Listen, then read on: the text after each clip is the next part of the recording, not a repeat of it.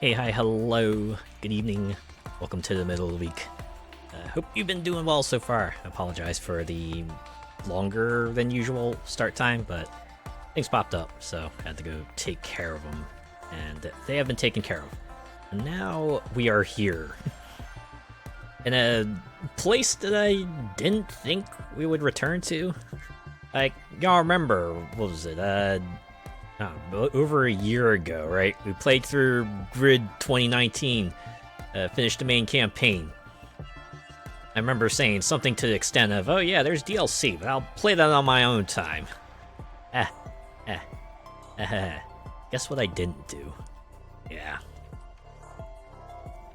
Might have been the case of like, oh yeah, there's a bunch of other games, and I think so much time in the day I never really did get back to it, but now I am, right? Now I am. Good evening! Hello, Molecular Shadow Fox. It is good to see you as always. How are you doing tonight? Hope you're doing pretty well. Anyways, Grid. You know what this is, right? It's the 2019 version of the game. We played through it. Yeah, last year. It's like the sort of the revival of the series because it was long dormant before this title, so kind of went with a back to basic style approach, right? You know, just hey, have a bunch of races, have that core gameplay that hopefully you remember and love and everything, and they supported this game a little bit, right? They had like 3 post-launch seasons, each with like they all follow the same structure. You get like a bunch of events that all kind of lead up to one final event, and once you do both of those, then you get to like the final series of the season. Go through all that, and then yeah, get your awards and move onwards until season 3. So yeah. Getting done like a side of beef in the heat. Woke up sweating so bad on my sofa. Whew. Yeah, I walked outside and for a little bit. I was walking outside for the past few days, and I was kind of surprised at how sweaty I was getting. Granted, it was like around that temperature, but I don't know. We're not quite at May yet. At least in the States, we're not quite at May yet. And well, I enjoyed the temperate weather while it lasted. I guess we'll have to prepare ourselves. Summer is coming, right? On the one hand, hey, don't have to worry about freezing. On the other hand, you're gonna have to worry about sweating your butt off and maybe overheating, so it's its own set of dangers, and you just gotta be watchful of that, right? Okay. We can talk more while I go get reacclimated with this game and stuff. Let's get in here, right? So yeah, you can see. 14, kind of like just a mishmash of events based on the category of vehicles that they'll have you drive. All leads to the showdown, and then once you do both of those, you get to do the final series, and then the showdown of that, and then rinse repeat for 3 seasons. Absolutely no variance.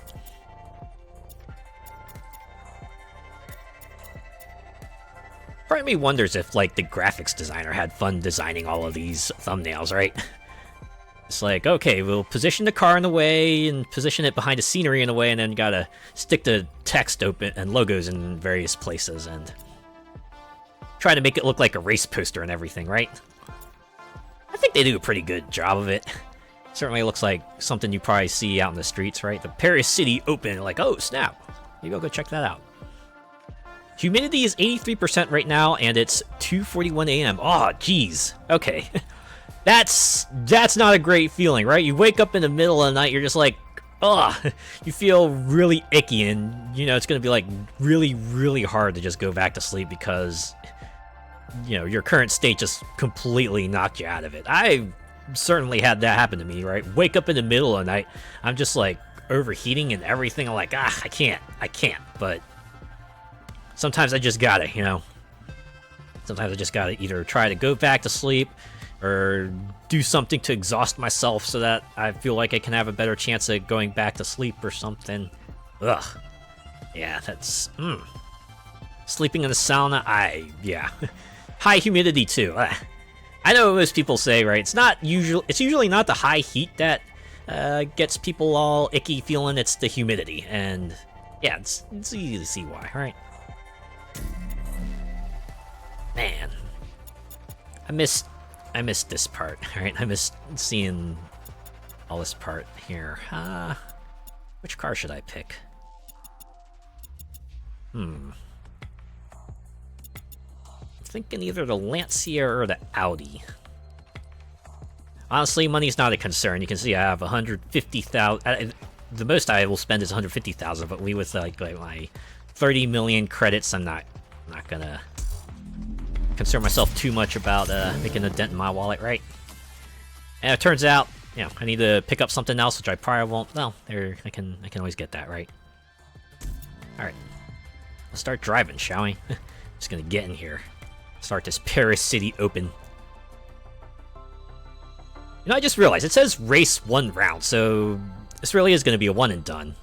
You know, I didn't check to see what all the events were like, but I guess I got too used to the main campaign being like 3-4 races, and if like most of the DLC events are gonna be like 1 race and then you move on, then might actually change things. Easy to make you a cranky pants when it's too hot, yeah. Like, mood drops considerably if you're like uncomfortable in some way, right? Whether you're too hot, too cold, in pain, hungry, things like that. Yeah. Reminds me of like way back in the day when my mom and I were out in like looking for a college, right? We were kind of touring colleges and stuff, and we were like in the middle of it. I guess I must have been like really cranky or something, right? Because she suddenly just like turns into a restaurant and orders food, and I go and eat it, and I'm like, whoa, wait. I feel like I'm in a better mood now, right? Kind of crazy, right? When you remove the thing that causes you so much discomfort, you're like, oh, it's, I feel better now. Also, I need to remember to turn off the rumble. My controller's rumbling my hands right now. I'm like,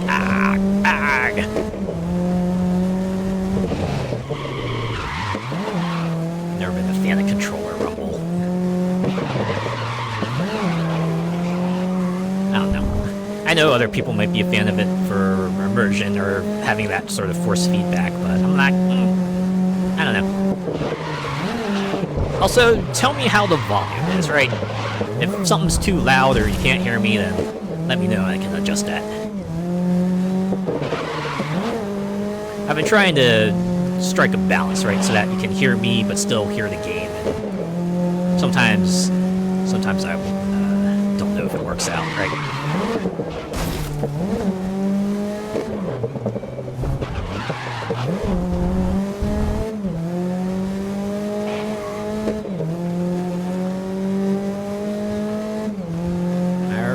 In summer, my nan would be cooking a Sunday roast. It'd be super hot and humid because of the boiling pans and stuff.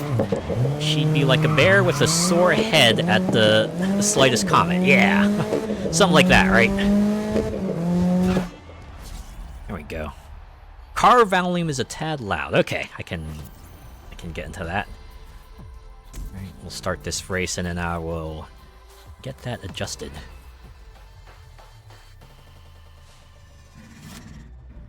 But yeah, that's what I'm talking about, right? Someone you know, if they're like even here we are in the when they're in like certain conditions, right? You know, they're not going to be in their best state.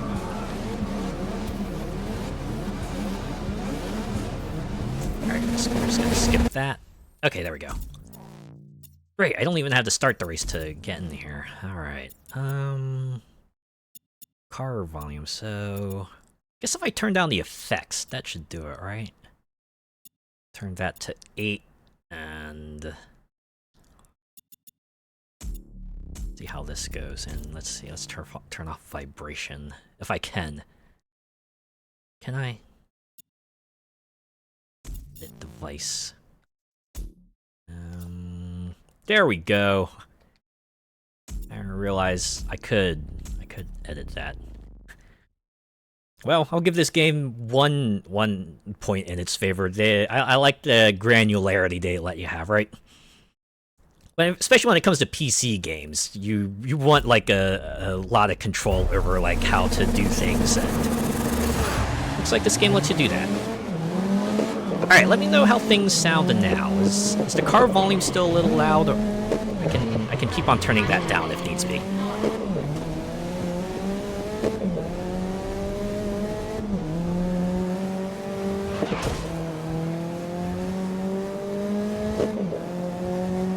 Feel it there. I hate the vibrating. It's so distracting. Yeah. Yeah, it's kind of the thing, right? Kind of, you're locked in, and suddenly your controller rumbles like right. That's usually that might be enough to throw you and kind of throw you off your rhythm, shake your game up. And you're like and then you just like eat the next attack. And you're like I could have had it, right? I could have had it if I didn't let my guard down for a second. That's better. That's good to hear. Thank you for letting me know. Alright.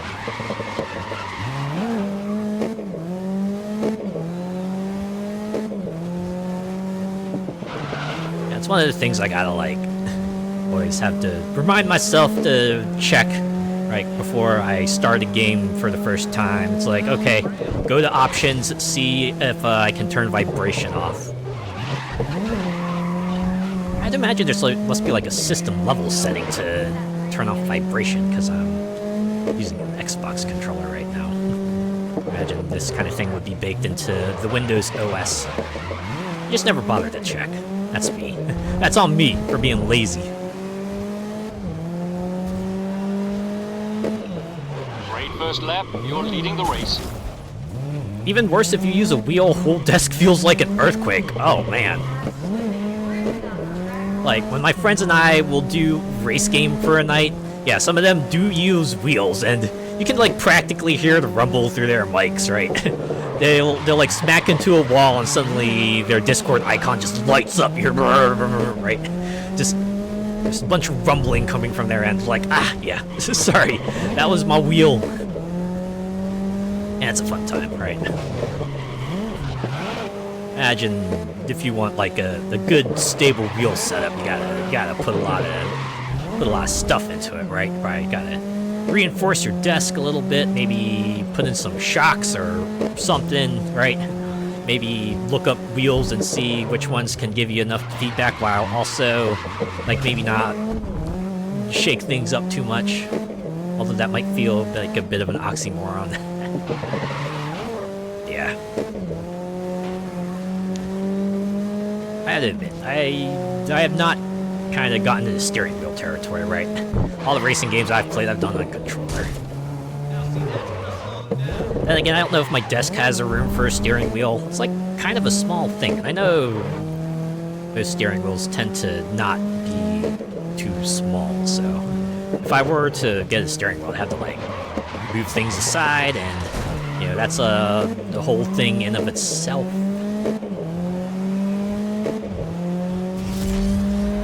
If I have time, build a custom rig like I did a few years ago. That'd probably be the best way to do it, right? Best way to kind of control, like, exactly what you want from it.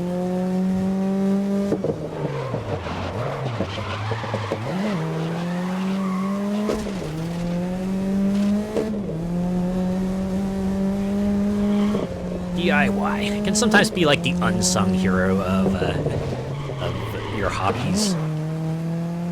Like, why look for something that meets your needs when you can just do it yourself, right? Reminds me of an old story, right? It's probably something you've probably heard a lot already, but it's like regarding the voice casting for The Incredibles. I think there's like that one character, Edna Mode, where I think like the voice guy or something was looking for a particular style of voice for that character, right? And he could never, like, find someone could meet that needs. I think someone finally just suggested to him, hey, you know what you want. Why don't you voice the character? And he went and did that, right? He went and voiced the character for the Incredibles films, right? I guess it comes back to that old moral, too, right? If you want a job done, do it yourself. If you have a certain thing that you want that's, like, very, very specific, then, you know, I'll just do it yourself, right? There we go. I pay $1,000 for repairs because I did smack into walls a bunch of times. But hey, we got more money than we lost, right? First overall, team second.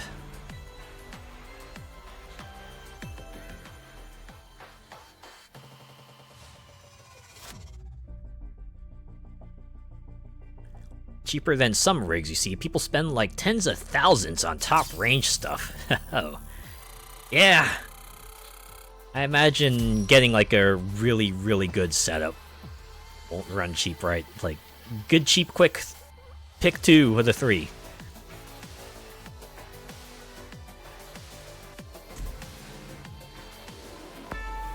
Yeah, there we go. Right on the results screen.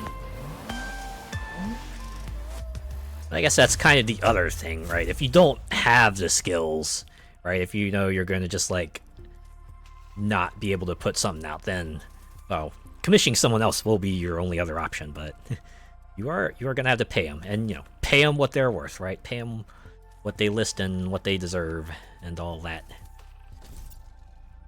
Let me see. Oh no, some of them are 2 rounds. Okay. I'm guessing it's because it's the first one. That's why it's 1 round, right? It's like the introduction into the thing, and then the later races go increase to like 3 and 4. And they only require me to complete 10 of them, right? I don't need to do all 14 of the events listed here. Although I'll probably end up doing that anyway.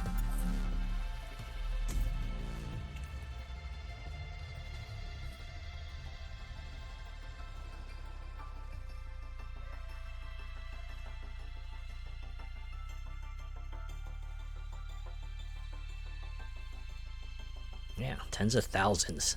If you're gonna get a lot of use out of it, spending tens of thousands on a thing probably will be well worth it, but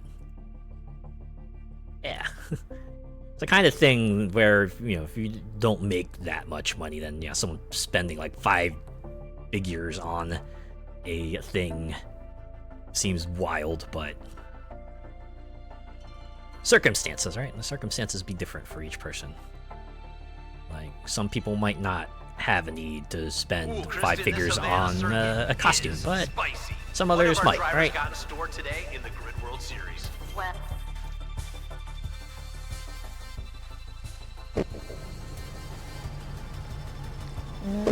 Speaking of comms, I was browsing potential artists. OMG, some were charging like $200 for a 3-pose ref sheet. I was like, woo! Oh yeah! I was looking at ref sheet artists too. I'm like, oh yeah.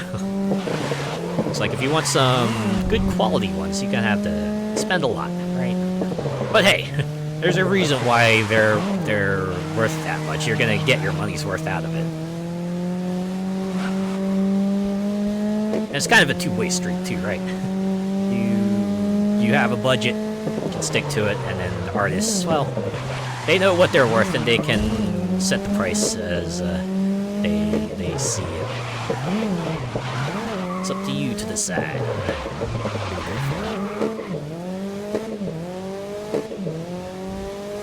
That being said, I know some prices.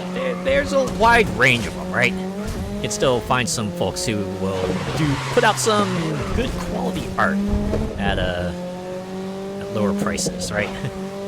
Sometimes to the point where you think, you know, you deserve a lot more for this stuff, right?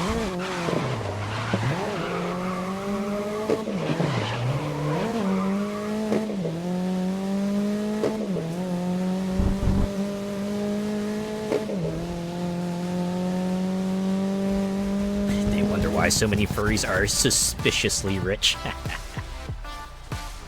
There's a large market for them.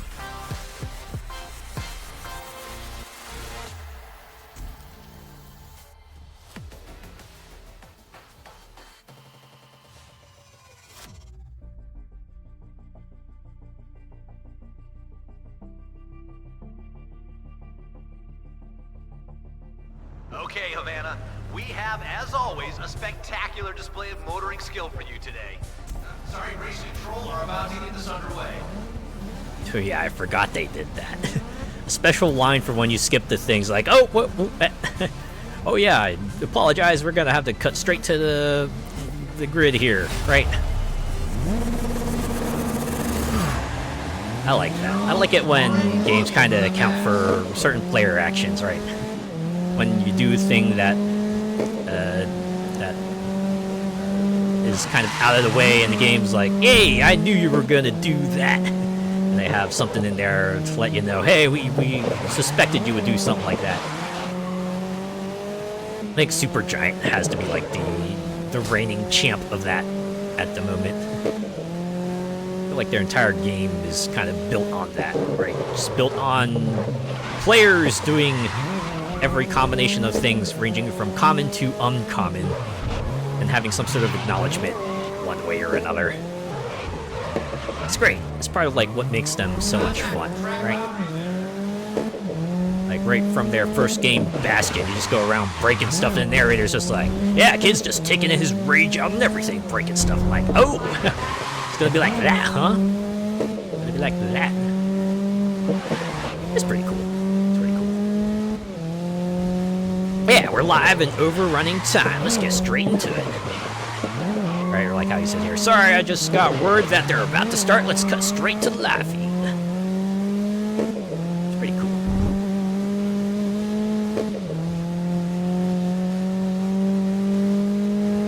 Okay, this is the final lap now. Final lap. Keep that lead intact. I will.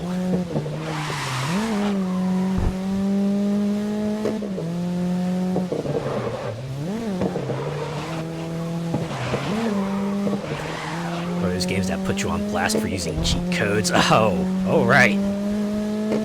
It's like Persona 3, right? Some messages that you're never going to see in normal gameplay, but if they suspect you doing something, Navigator's going to be like, oh, you cheated, right? Or like the old Flash games, right? The ones that have like ways that you can cheese them in a certain way or another, and the games will usually acknowledge it, right? Like certain games that might become easier if you click outside the game window, or you press tab, and the game has something to account for that, and they're like, nice try! I think the Impossible Quiz did something like that, because, you know, you could use tab in that game to kind of easily get through a bunch of things, but I think from the second game onwards, you tried doing that, and they're like, ha, tabbing is for cheaters, and they instantly failed you out. It's like, unless you're meant to use a particular exploit, well, don't.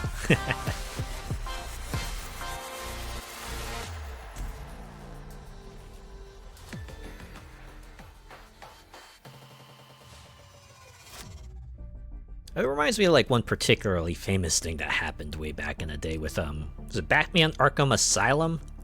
Right? It's like I think someone kind of came on the forums and was like, hey, there's like a problem with my game. Every time I try to make Batman glides, he only does so for like a second, and suddenly he just stops gliding and falls into the ground. And then someone, like I think it was on the Rocksteady staff came in and said, yeah, that was like an anti-piracy measure we put in there. You know, it's not a bug in the code, it's a bug in your moral code. And I'm like, oh, snap. Person got thoroughly wrecked right there, right? It turns out they were pirating the game, so, whoops. They kind of just like accidentally outed themselves that way. Oops.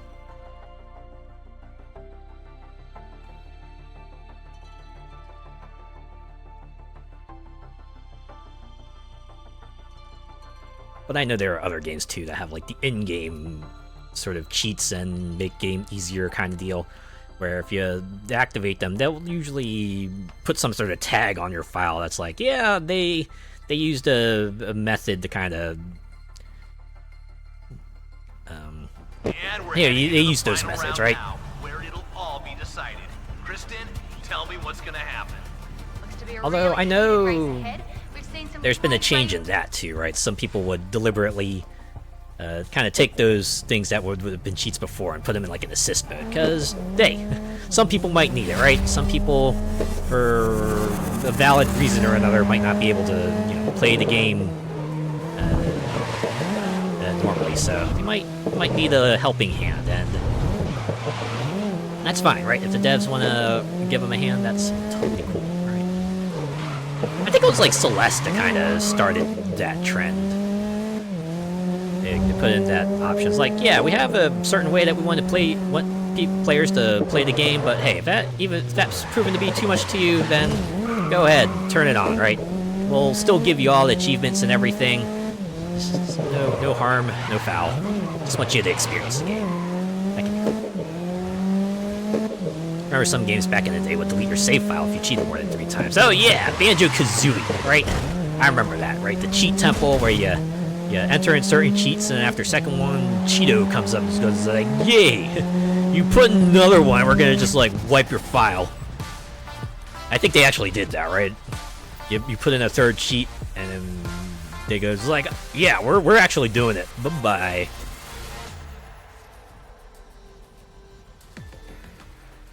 I guess in the age of achievements, there's another way you kind of work around that, where it's like, yeah, if someone activates cheats, then you just like you disable achievement acquisition, right? It's like, yeah, you can't get achievements, you can't get trophies this way until you turn off cheats again, or start a new save file, right? Depending on what they do,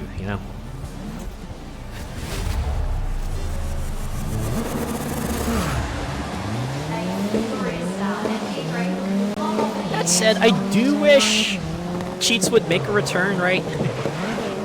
I do wish we would have ways to kind of just, not only break the game, but just maybe put in like a bunch of silly modes too, right? Like how GoldenEye would have like a bunch of silly modes, like the DK mode, and GTA had like a couple cheats that did silly things as well.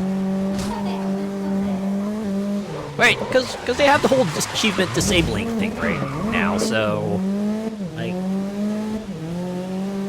I guess, yeah, if someone wants to just have a bit of catharsis, they just want to become uber powerful and wreck their way through the whole land, and it's like, yeah, sure, you can do that, just not gonna give you trophies or achievements or whatever.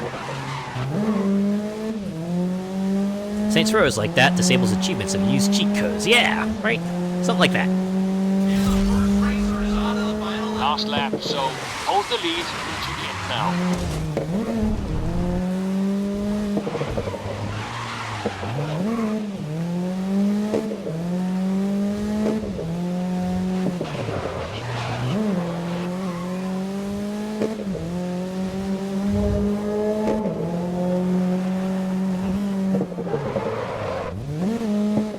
Simpsons Hidden Run had some fun input cheats.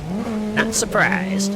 Simpsons would definitely be the kind of game that would benefit from just having a bunch of silly toggles. Especially a free roam Simpsons game like Hit and Run.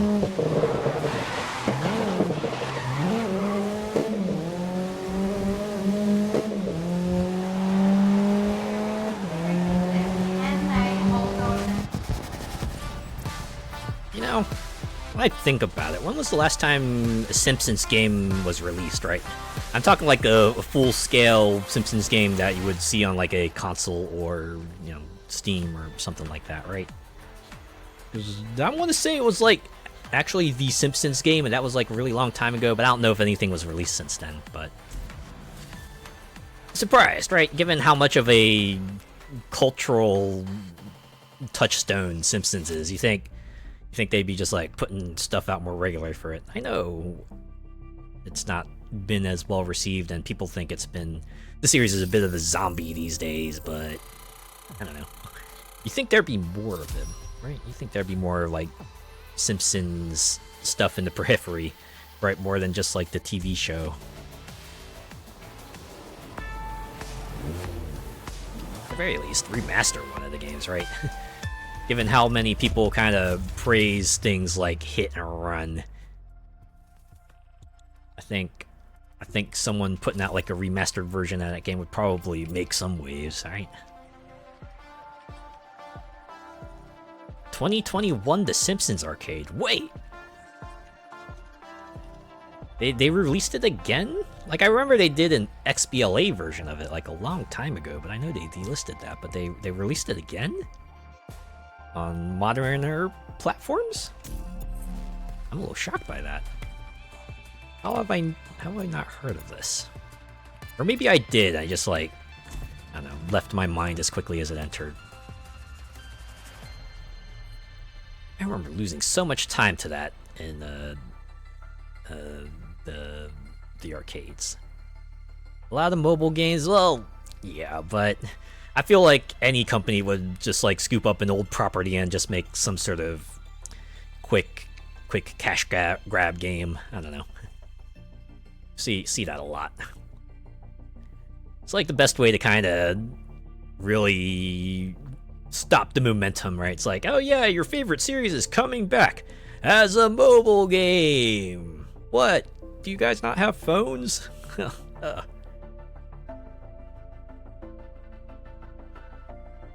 and welcome to today's event. Kristen, what have we got in store here? Yeah, this is my favorite series to...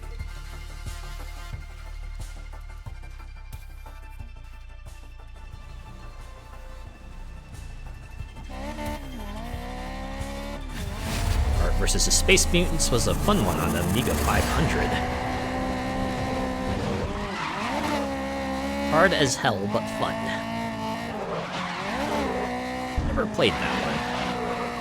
I think I read about it, like an old game magazine. Right. But that was the extent of it.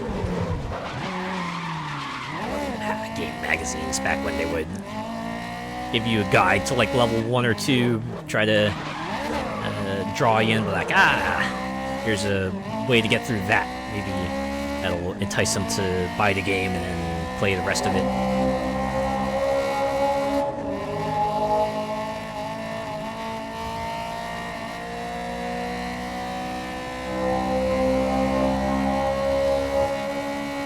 We're talking about early Simpsons games. I think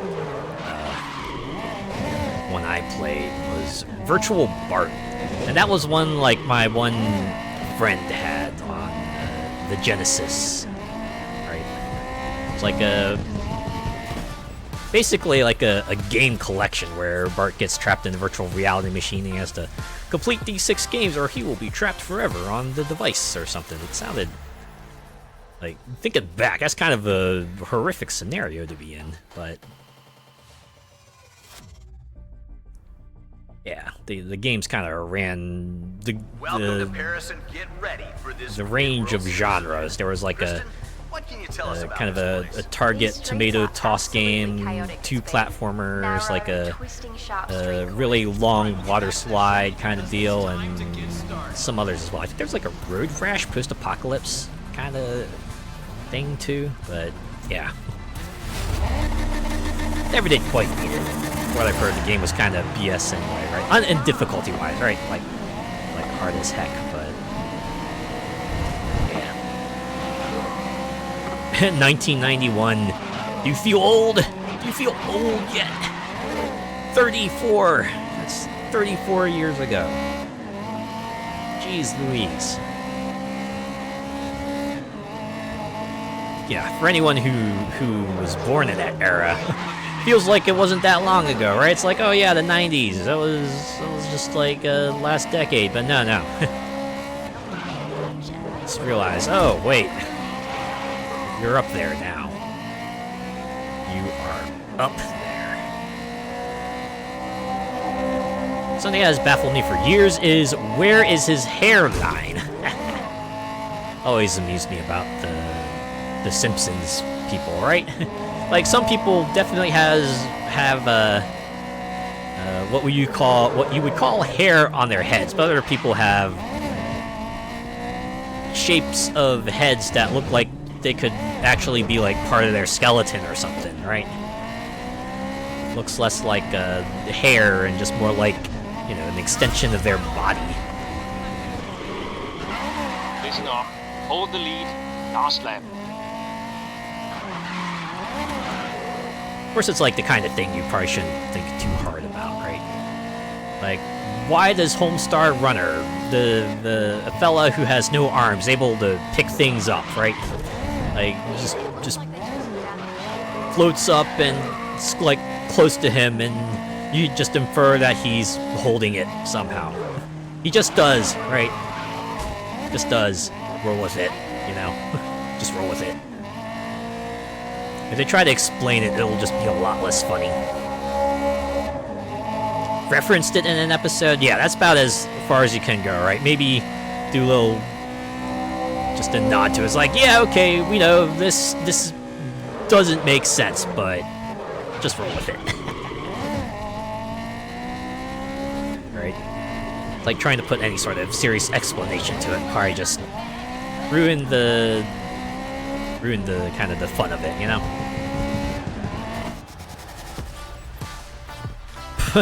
Where's my hairline? Where are we? Panic looking in the mirror.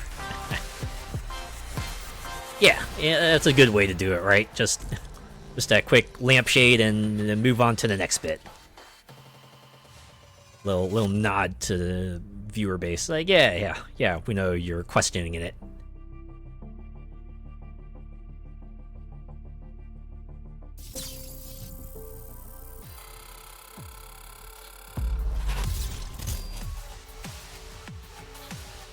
Level 62. And we've got some decor, but I don't know if I'll use it. Yep, part 2. The track looks pretty straightforward. It's just a big old square, so... You know, I've noticed that the races we've done so far have all been pretty urban. I don't think we've done any sort of races in countryside just yet.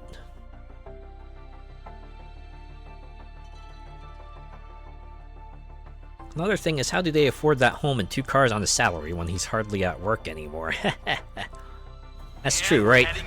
Then again, you know, times were different. Imagine back then, yeah, you could, you know, get a decent home and car and good quality food. And unfortunately, you know, with kind of capitalism continuing to get a hold of the world and inflation and shrinkflation and stuff like that, you know, your 1990s salary won't be able to carry you as far as it did back then, right? It's like, yeah, me for the home. Wow. Right. Unless I just got, like, insanely lucky one way or another, but...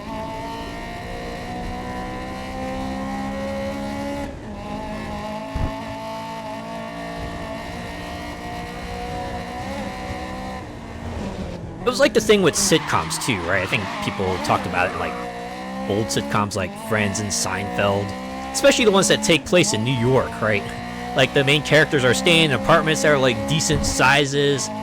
They'd probably be qualified as suites in other buildings. They're like, how much must they get, right? Like, those probably aren't cheap, and, you know, the jobs that the characters have, there's no way they'd be able to afford a place like that, you know? And some people do try to kind of justify it, or maybe they go like, yeah, you know, don't worry about it. Try not to worry about it. Other people are like, yeah, you know, we got this apartment back when rent was cheaper and something rent control, and that's why we're still here, right? Heard New York prices are insane, like $2K a month, and yeah, that would probably get you like a closet, right? It'll get you something like a closet. Yeah, just trying to be in the city. Ugh.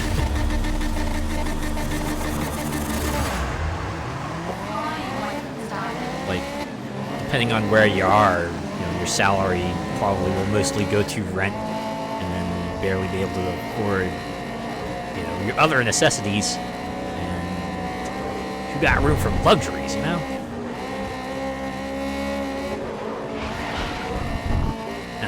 I remember long ago when I was still like looking for a job and stuff, and my mom kept on insisting, "Hey, you should go like to a big city, right? Go to a big city and get a job there because they pay a lot in the big cities." And I'm like responding, "Yeah, they pay you a lot because you're gonna need to spend a lot to stay in there, you know."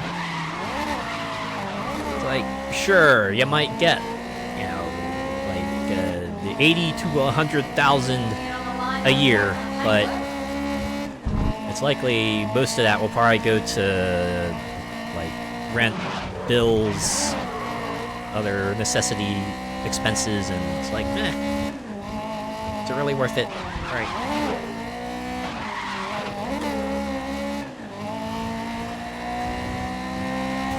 On the other hand, I remember like looking around, right? I remember looking for other places to kind of go to because, you know, you want to keep your options open, but as much as, you know, rent goes up at my place, it seems like rent just like goes up across the board everywhere I look, right?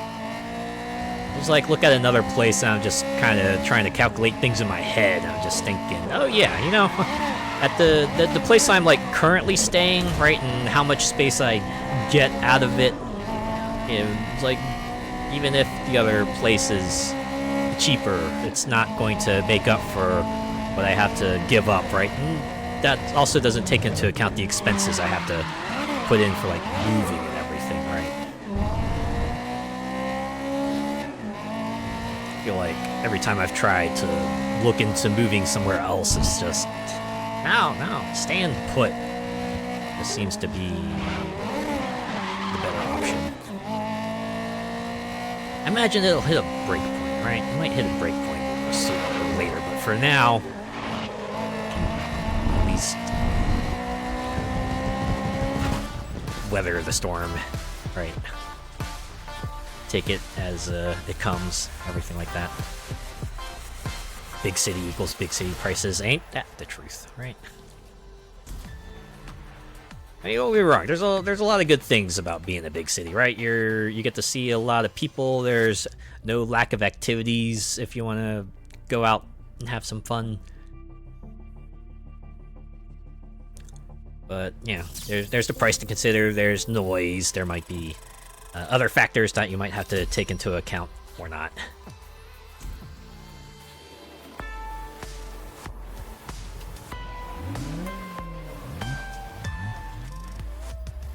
Yeah, it can be stressful finding a place that meets all your needs and checks all the boxes, right? And you gotta, sometimes you're just worried about, okay, you gotta be careful about, like, other things too, right? You wanna maybe check other sources, make sure that the building's on the up and up, the people who are showing you the place are reputable, that there's nothing funky otherwise going around too. Can be exhausting, right? Sometimes you're like, yeah, you know, the place I'm in, yeah, you know what it is, you know how it's like, and even if things could be better, you know it could be worse, so.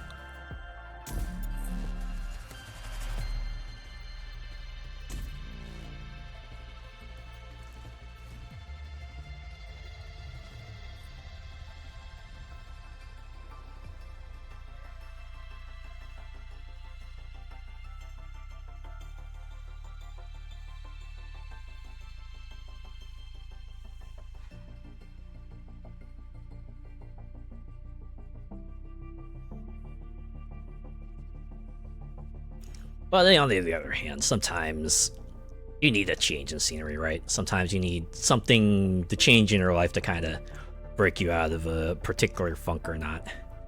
And sometimes moving just might be the trick, right?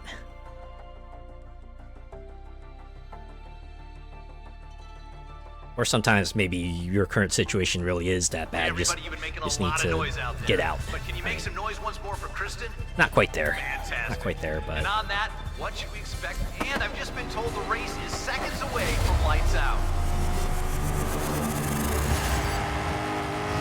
This kind of put me in here, so let's go. Oh. Ah.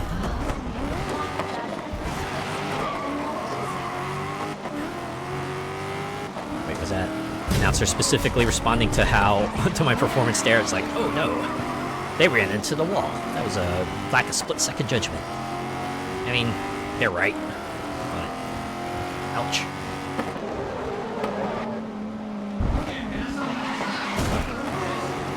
There's some real ropey-looking places on the back streets in my town, the sort that are near nightclubs and stuff. Oh yeah, kind of places like, sure, I could save.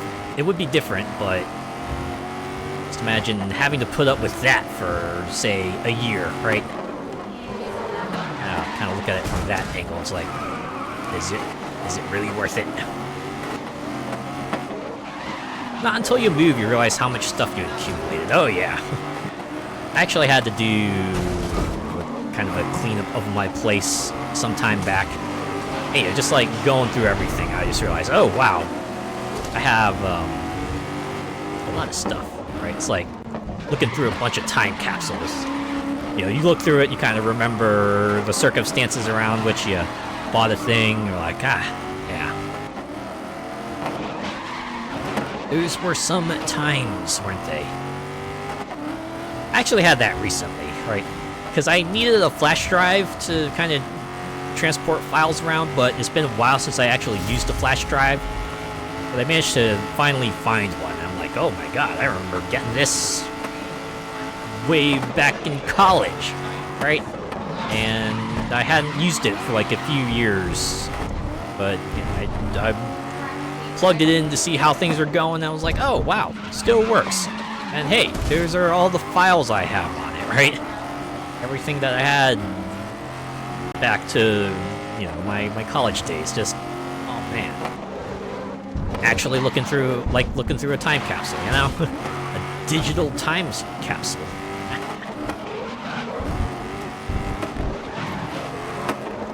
Hi, U-Haul, what's the biggest truck you have, right? Be something like that. Or, yeah, you kind of grossly underestimate the size you need. You put everything in, you're like, oh no. I mean, that's the kind of thing you should prepare for beforehand, right? Just like take measurements of all your stuff and then figure out what is the size of truck you need to comfortably fit everything in there, but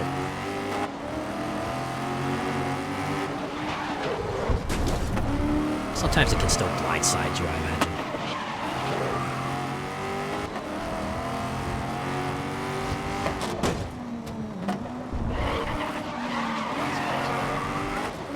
There we go. I mean, I'm first, so it doesn't matter too much, but it was satisfying to get around them.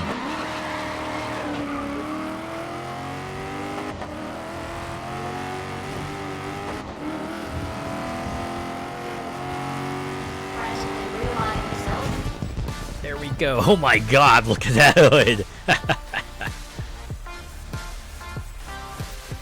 Whew. Really did a number there. Then you play Tetris getting stuff in your car. Oh yeah. Box Tetris. Certainly one of the more anxiety-inducing moments when you enter and leave a place, right? It's like getting stuff to fit in the car so you can minimize the number of trips you need to go to and fro.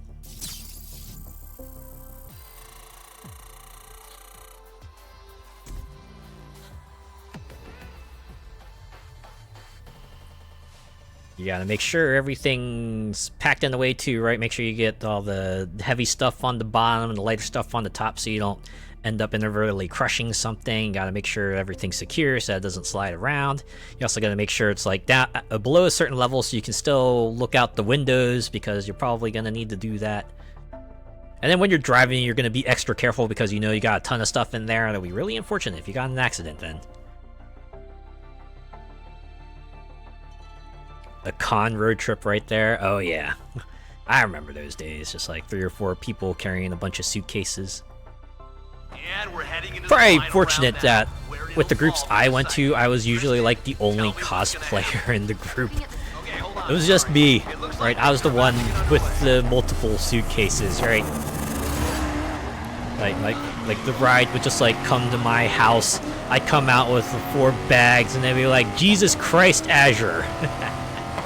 Well, I what do you want, right? I got several costumes. I got some props, you know, bags with some regular clothes in them, food supplies,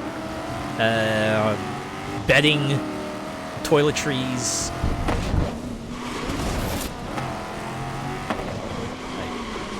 I know I'm not the best at packing, but even then I can only do so much to consolidate. For stuff for 4 people packed into an SUV. We didn't even have that. We just threw everything into like a you know, a regular car, right? Regular 4-door compact.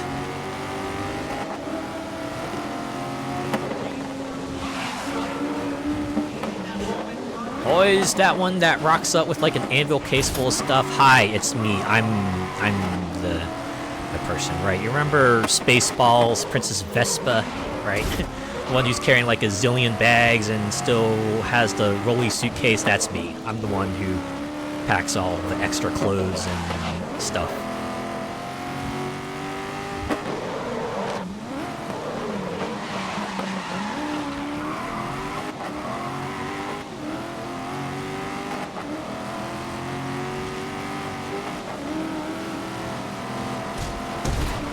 Oh, snap.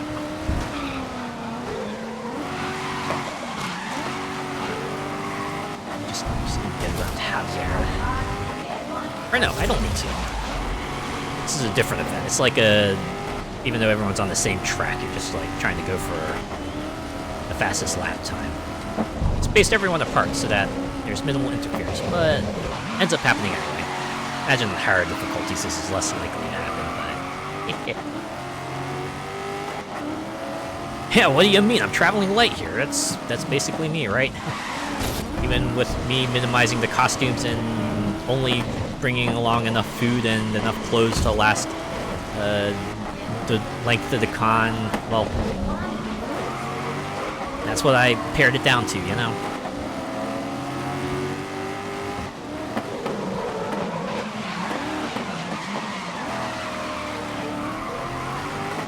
And you know what's even more fun, right? You know what's more fun?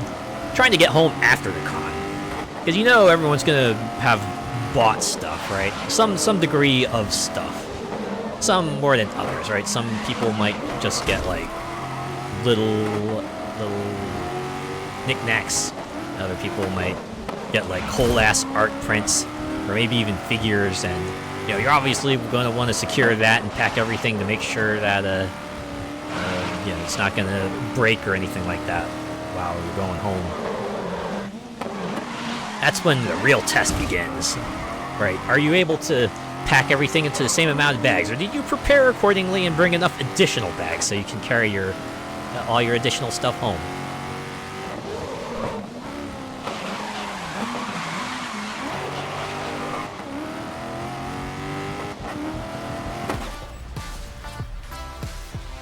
If you imagine that's like tricky to do when you're driving to and fro, imagine doing that on a flight, right? Imagine trying to bring all your stuff to and fro via flight. So yeah, I took a plane to a con once, right? One that was far away, right? And I just like had to keep in mind, okay, I have limited amount of bag space. And even if I did bring some extra stuff in, like try to keep some space open with the knowledge that I might get some things there, you know. Sometimes you might not plan enough. Or you get more than you expect. You end up having to play bag Tetris anyway. I see that a lot with like people who go to Japan, right? People who talk about Japan trips and they're like, oh man, I gotta put everything into my bags now for the flight home. And then in sometimes worst case scenario, they end up having to leave some things behind, right? Either leave it with some friends at Japan, or you just like get rid of it one way or another. But it's like, ah.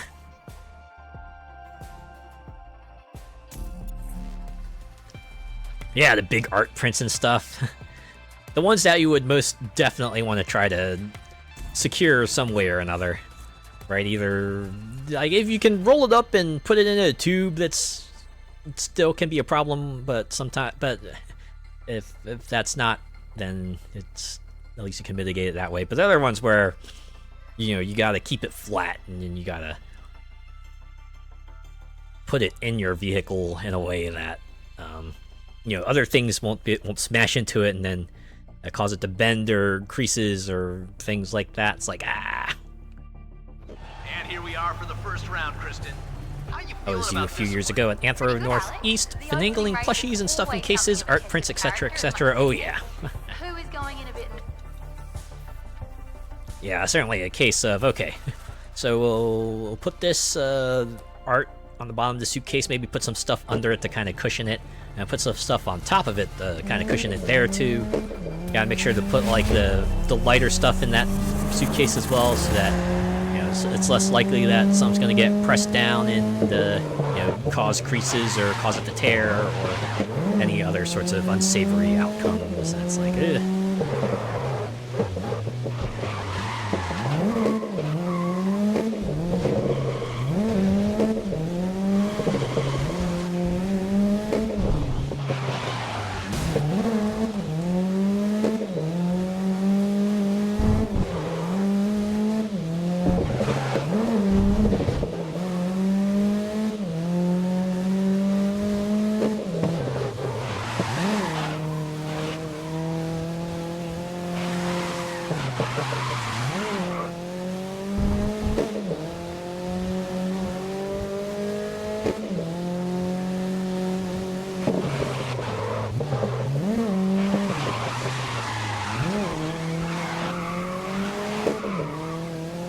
Need more of those big, hard plastic cases that cosplayers and fursuiters use. You know what I did? I actually did invest in garment bags back in the day, right? Actually got a couple of garment bags, mostly because so that I could like just group my cosplays together. It's like, okay, this character goes in this bag, this character goes in this other bag, right? You know, make sure to group the props together in particular bags.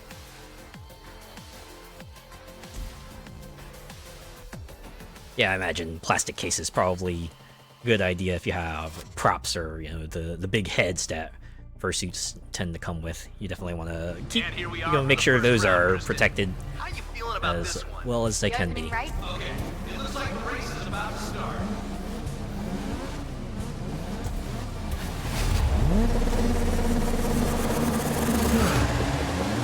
Wow, what a start. Drivers already back in position. Yeah. Only like just regular cloth costumes was already like a lot to take care of for me. I can only imagine what it must be like to bring along a cosplay that includes something like, say, armor or you know, elaborate fursuit head, things like that. It's gotta be. Judge that all wrong. It's gotta be a wreck on the anxiety here. And like, jeez. Just pray to God that everything comes out okay on the other end. There's nothing worse than seeing your cosplay all ruined and you just gotta quickly devise something, or worse yet, you just gotta ditch it entirely. Like, oh no. Oh no.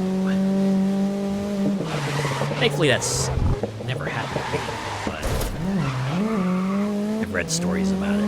Like, sucks when it happens, especially because, you know, most cons are like a once a year kind of deal, and if you miss out, and it's like, you gotta wait a whole year to do something, you know. Trends are everything are gonna change, and things are gonna be Don't wanna different. take too many hits. Seen those head bags you can get for fursuit heads now, so you can have it as a carry-on? Dude, that sounds pretty rad, actually. It's pretty cool. Anything A to little too eager to push the track limits. make the experience easier for them. I wholeheartedly approve of that. And they couldn't keep control there. Now, I probably should have checked to see what the Just a fraction and sending it into a drift. rewind button is, because I guess you guys can rewind. Like with difficulty I'm on, I have infinite rewind, so it's okay. Still got a lap. Just gotta remember it's raining weather, so...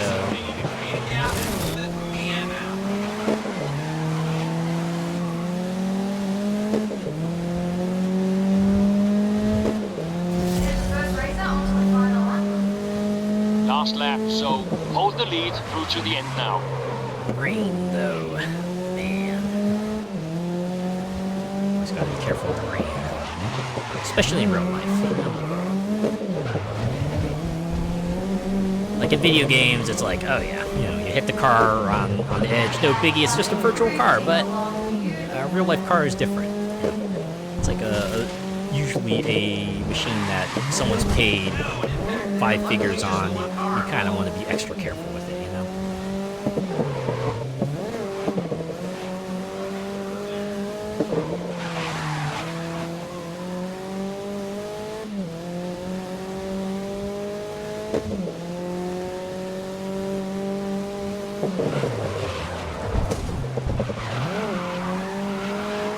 At least I was able to recover from that. I was worried there. Right? I was worried that I might have to replay this race, but thankfully we can just move on. Wait, 100,000? Damn. Is it because this is like the? Oh no, it's round 1 of 3. Huh. All right. I don't know. I don't know then. Maybe it's just a abnormally high amount, or maybe it's expected. I don't know. I have to admit, I haven't been paying attention to earnings, mostly because I really haven't needed to. I was like, oh yeah, do I need a car? Sure, I'll just buy it, right? I got more than enough money now. My friend was getting some proper weird looks from security when they opened his bag to see a huge fursuit head staring back at them. Ah. Always the nightmare, right? It's like, hey, we need to open your bag, and it's like, no, it has my deepest personal secrets in there. Certainly see a lot of the posts to the degree of, oh man, I had to open it to reveal my hardcore books, right? My toys, you know, things like that. It's like, ah, right. Yeah, awkward. Always an awkward time. And Kristen and I are on the scene. Kristen.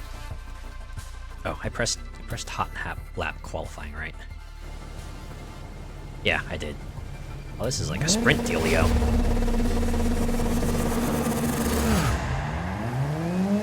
And we're off.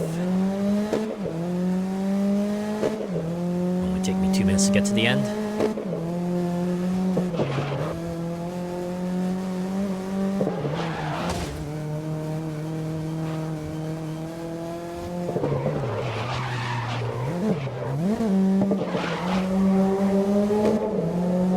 Has that ever happened to anyone? Right? You're like carrying something, just trying to be the most discreet about it, but then like just circumstances conspire to reveal like the thing you were carrying in your bag, and just like, ah, right? This is the very thing I was trying to prevent.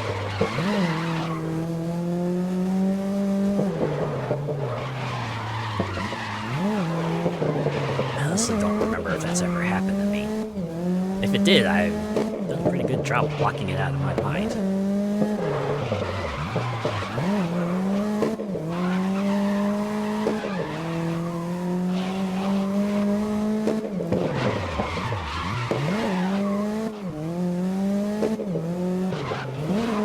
I guess it was like a really, really long time ago I had to get onto a flight, right? It was like a field trip with a club, and we were all taking a plane to another state, and I packed my bags, and we were about to get on, right? I put my bag through you know, the little conveyor they use to x-ray everything, and then they pulled me aside. They were like, hey, we're gonna need to look through your bags real quick, right? And then they went through it, and they just like pulled out a knife, right? I'm like, wait I don't know where that came from. I really didn't, right? I didn't want to pack a knife because I knew that, you know, most people, that was like one of the prohibited things, right? Kristen, a And pleasure they were like, as always yeah, to be in your what do you company. want to do? So And like, if you didn't you know just Kristen, take it, everybody, right? Just she is a kind of confiscate it, do whatever you want. Like, ah. I guess that's not quite what I was asking about, but that's I think that's like the one thing I can think of when I think of like embarrassing bag search stories.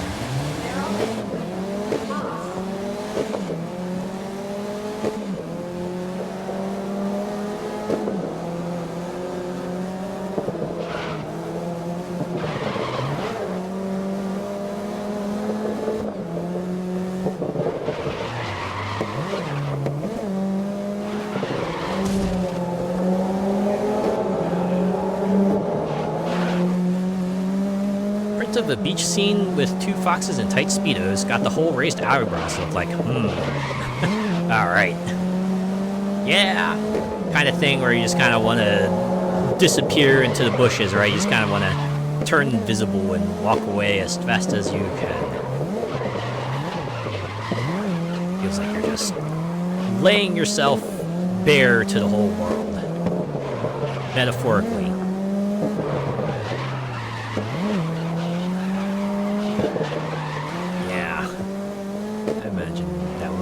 Leave a person mortified. It's like, God.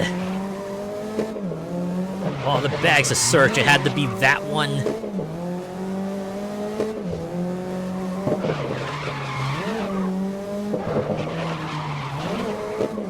On the other hand, you have to imagine, like, you know, for those people, it's like, oh, I wonder how many just, like, out there occurrences they must see, right?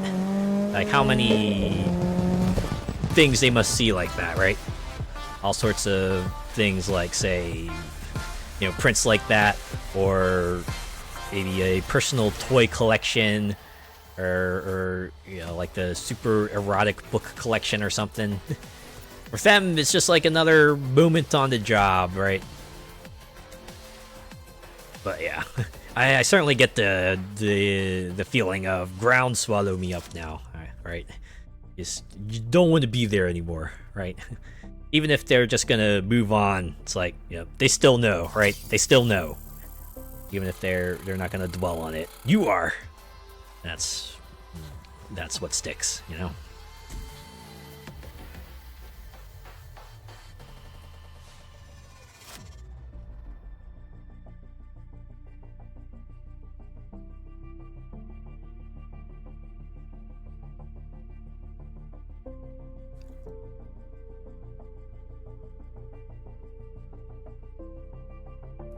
If you don't mind me switching gears.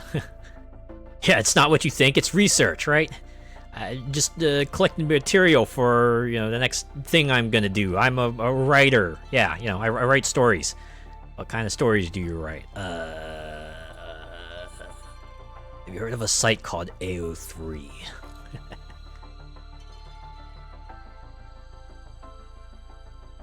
Yeah, I know Forza Horizon 5 had its Realms update recently.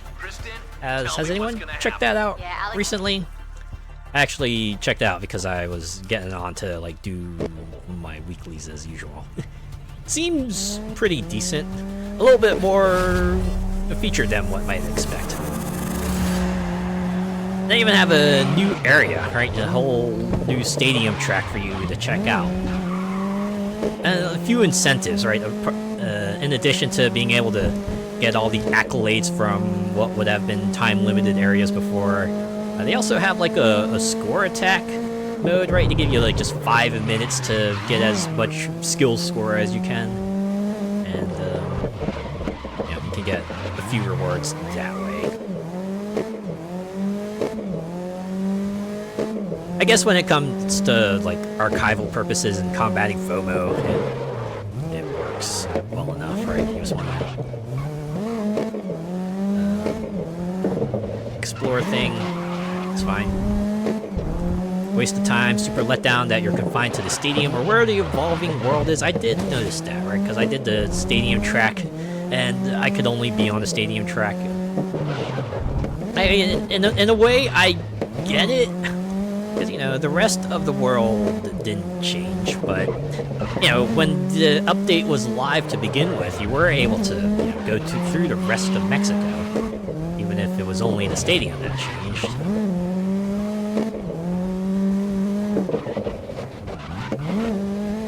It's like, why not? Why not? open up more. At the very least, open up more of the place. Coffee one is rough just being a roundabout. Oof. That close, huh? Yeah, at least have like more of the surrounding area. I mean, if they don't want to give players access to the entirety of Mexico, I get it, but... On the other hand, I wonder if that's like a programming thing. Like, they hyper restrict you because there's like some sort of programming quirk that if they try to kind of overlay the realm world on top of the current state of the world, like, I don't know, it causes a localized black hole or something. It is a shame, right? On one hand, hey, it's cool, you can see this stuff again. On the other hand, makes you wish there was more to it, I guess.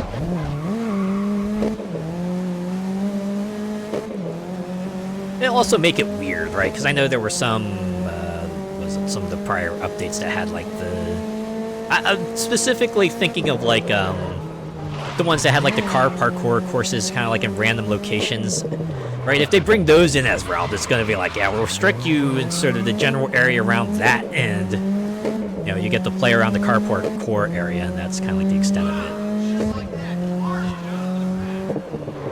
Also, probably unfortunate for like the Forza Horizon anniversary, right? Because those are like just amount to like big stages, and part of the fun there was just discovering them out in the world, right? Having that as a realm is gonna be like, well, yeah, you got the stage, right? You got the stage with the background, you can do your pictures and stuff, but not much else you're gonna do with it, right?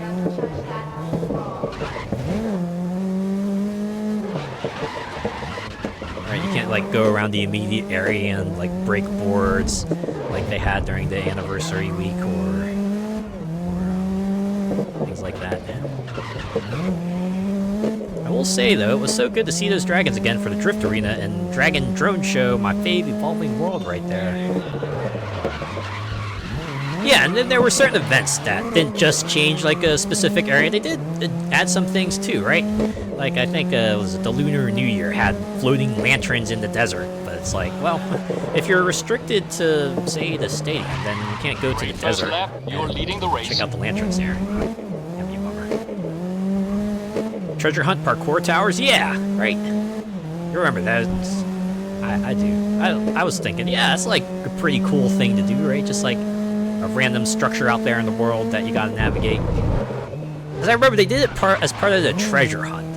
You know, usually the treasure finding part of the treasure hunt is like dead easy. You know, you recognize the location, you go there, just smack the treasure chest and call it a day.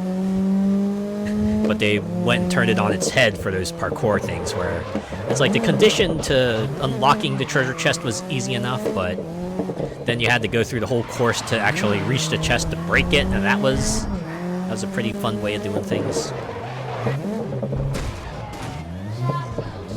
Yeah, the neon one had the neon barriers for all the races and stuff. Oh yeah, right, the retro wave one, right? Just like kind of added a lot of neon stuff on the raceway. And then there were like a few party events that like, you know, turned the airport into sort of a party area too.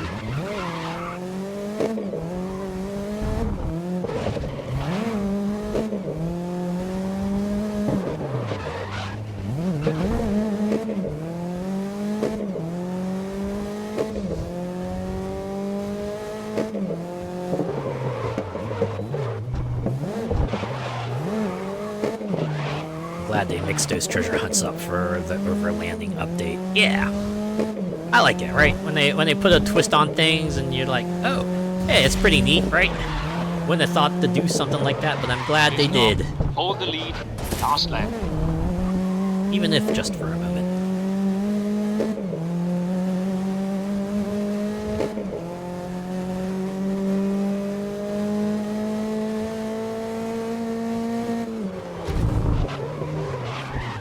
Realms coincided with the PS5 release of Forza Horizon 5 as well. It was great because I was seeing articles pop up. I was like, oh, right.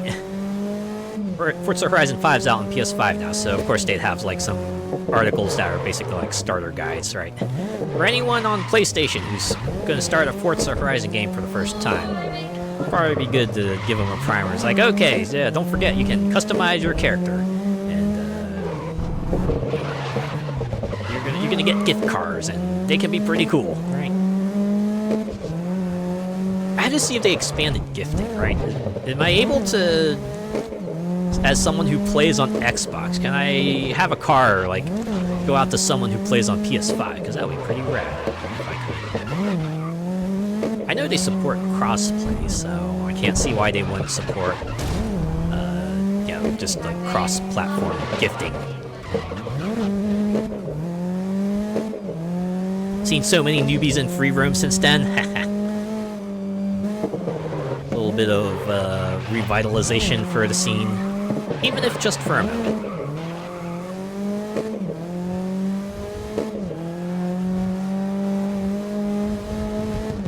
Kind of funny when you think about like how Forza Horizon 5 is like in the twilight of development at the moment.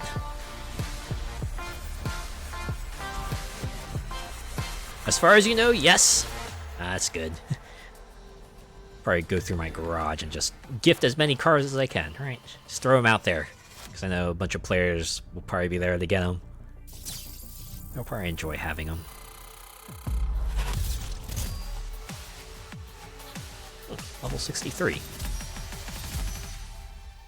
More decor that I probably won't use.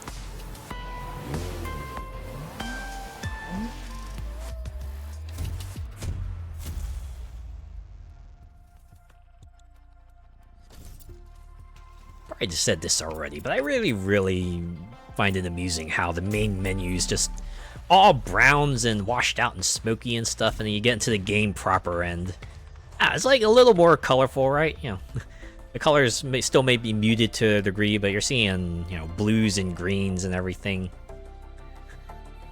It's like, it feels like you're kind of driving through Silent Hill in the menus and finally breaking out of Silent Hill when you get to the race proper. Us veterans are over Forza Horizon 5 and newbies are like, oh gee, look at this, it's so cool. That's how it is, like, right? Kind of had our fill of it, but hey, for them, it's kind of a new thing. Look, I feel like It's like when someone gets into music, right? When old music kind of becomes popular again, and you get like a whole new generation of folks going, hey, this is pretty cool. Or like with most anything, really, right? It doesn't have to be music.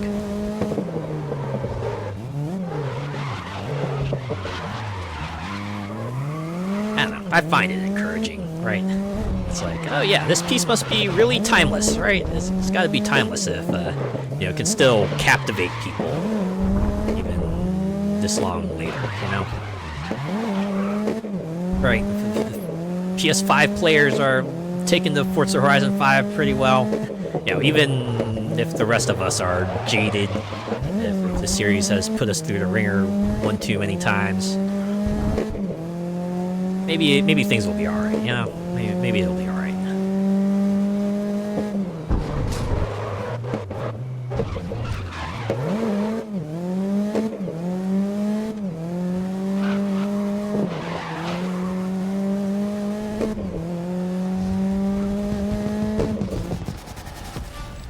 Some songs are just timeless, that is true.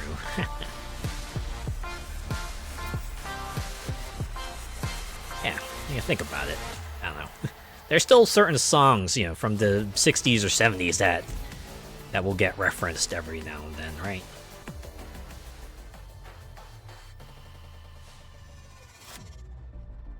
Like, you know, someone will probably bring up, say, Don't Stop Believin', right? And here we are for the first round, Kristen. How you feeling about Like this one? something from The opening race, Who, and I guess we will see who is out there to feel or like maybe the We competition. Will Rock Who You. is out there to dominate this from the...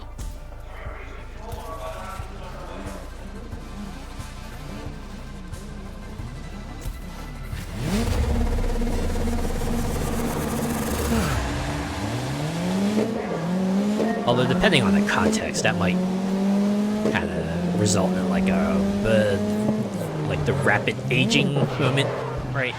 Sort of the, oh, I'm old.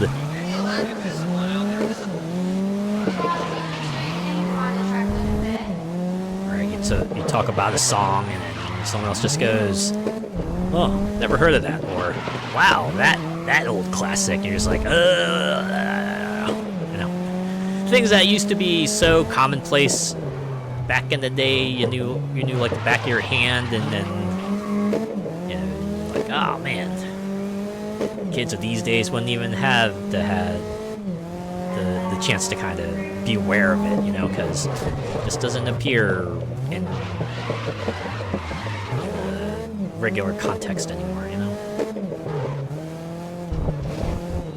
Heat of the Moment by Asia,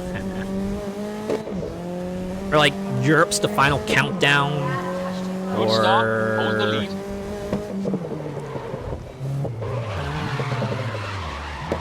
trying to think of others, but maybe Weird Al even. Considering it's been a while since he's put out like a single even. Luckily, just one vehicle involved.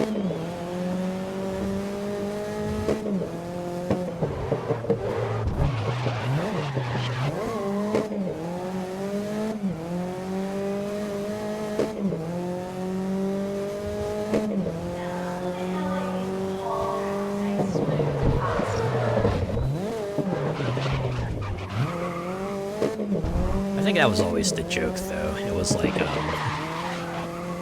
you know, the bands that used to be big when you were in college, high school, right? You start hearing them on the classic station, and that's your old moment. That's when you realize, oh no. Wait, what do you mean this is dad rock? No, can't be like that, right? No, Foo Fighters, they're still trendy, right? They're still what the cool kids listen to, right? Of course, everybody dance now, CNC Music Factory. Oh yeah, all the stadium tunes, right? Used to be super popular in the sporting events.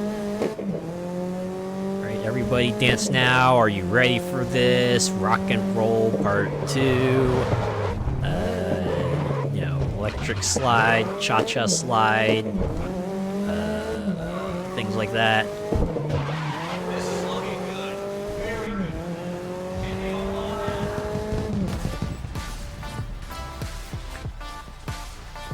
Does make me kinda sorta wonder what the dance scene in must be like these days. What kind of music do they play? Is it mostly like rave kind of stuff, right? Like the techno, dubstep, trance kind of style music. Maybe a lot of video game remixes and meme songs while we're at it, because why not? Yeah, we are the champions. You know, the funny thing about that is I remember writing a small report about that song in high school, because I think we had an assignment, right? We had an assignment to just like write about our favorite song and talk about what it meant to us and why we hold it in high regard. And I picked Queen's "We Are the Champions" for it, and I was just like, it's a super uplifting song, you know, kind of song that you play as your absolute victory. World Series is the what? Kristen, got. That's how I felt, you know.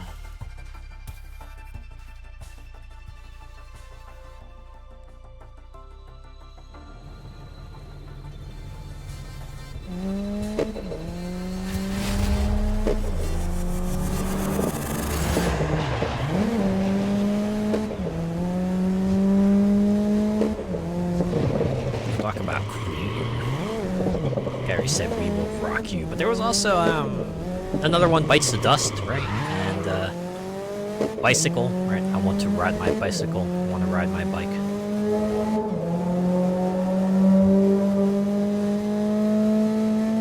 Oh, and Don't Stop Me Now, right? That was Queen, right?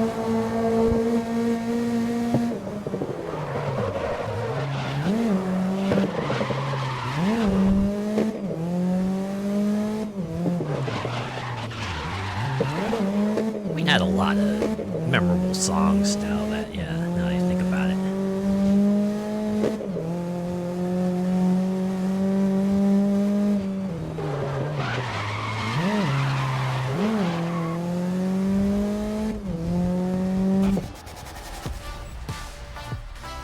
Ow, wasn't even a minute.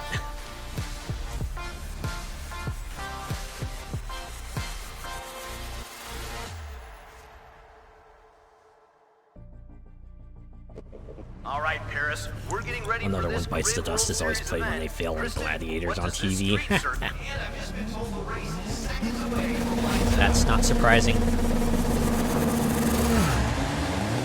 feel like you could play that in another context when someone gets eliminated. Another one bites the dust. You know what would be the worst time to play that? It'd be like during a medical drama, right? Medical drama, someone flatlines and you just hear bop, bop, bop. Another one bites the dust.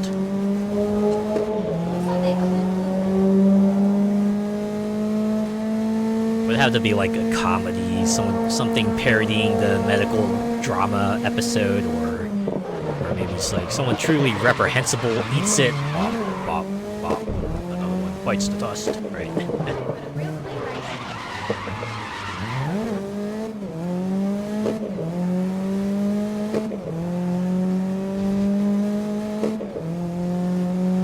Anyone remember the unfitting music trend on YouTube?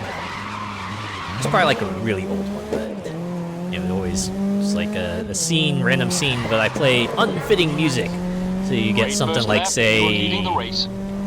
someone like in Azumanga Daioh just like doing a headbang or something, and you'd hear like Drowning Pool's Bodies, right, or something like that. The scene and the music just like the biggest mismatch, and I don't know. I remember finding that hilarious back in the day.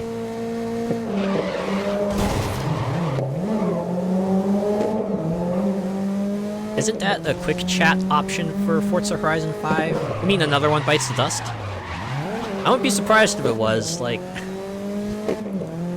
Horizon 5 kind of went pretty hard in the sort of memes and references for their phrases, but... Yeah, we got like a bunch of rewards that you need to kind of create to dole out. Quick chat phrases are a pretty easy thing to have in there, you know?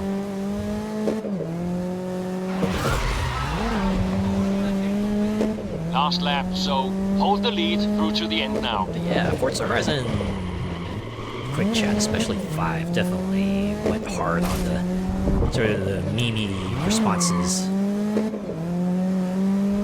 Had a bunch of those, right? I think they had like Game Over, yeah, or Game Over Man, and things like that. I can't remember any others at the moment. I'm sure they're there.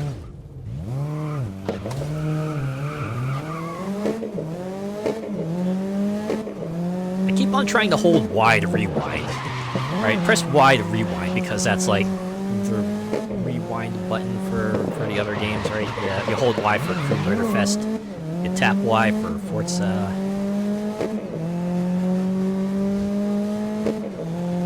Muscle memory is getting me.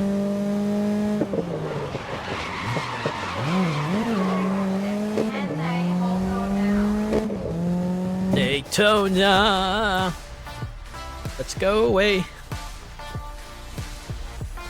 I wish that game would make a return. Right, and I mean make a return like outside of a Dragon game, right? Give us like a retail release. Give us something like the XBLA release they did so long ago. I wish those would come back. Right, just your quick one-off old arcade / small game releases that would only put you back like $5 to $15 would be nice.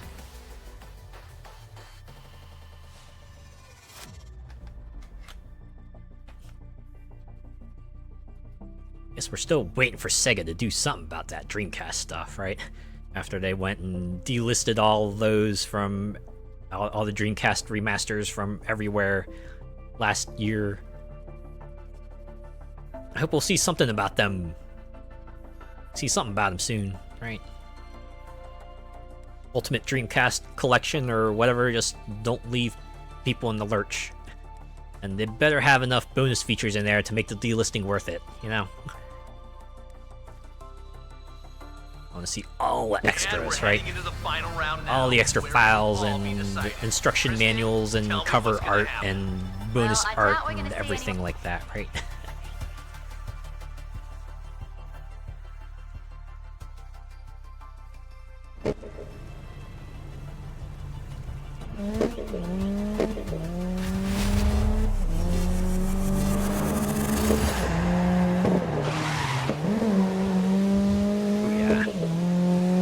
Extra careful because it's raining. Raining super hard.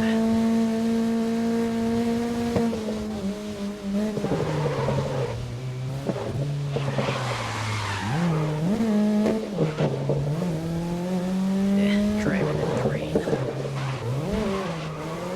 Always made me super nervous because it's like I knew I had to be extra careful, you know?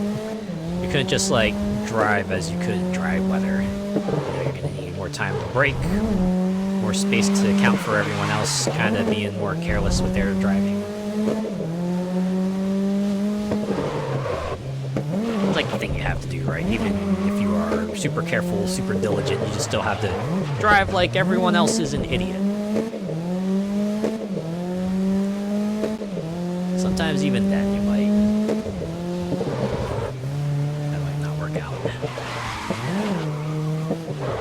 Knowing me, if I was in charge of music for events, I'd be breaking out the game soundtracks. It's a good thing to have during an event, especially if it's like a super social one where you expect a lot of people to talk. It's like, yeah, most game music probably would be good for background kind of deal, right?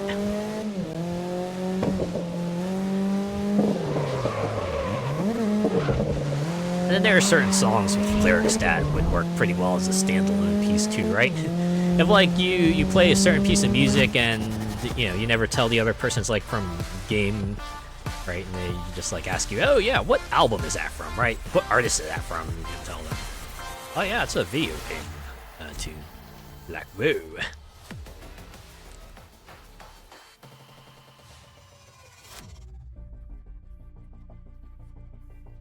And we're heading into the final round now, Yeah. where it'll all be If I decided. Kristen, did, tell me if I was in charge of like the music, right? If I was doing like the music stuff, my music would probably be a mix of like maybe some game tracks, right? Stuff that would probably be fine for a public venue, and a mix of like the funky pop tracks, right? The silly tracks that you would expect to hear at an event. Some tracks that I like.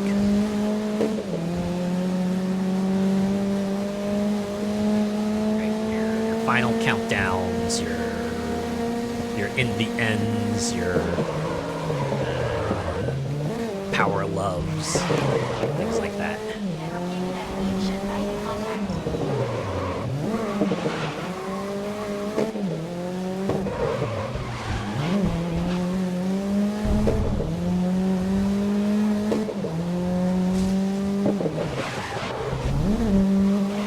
Are there any video game soundtracks you had in mind? Like if you were in charge of the music, like what specific video game soundtracks you would put on the playlist?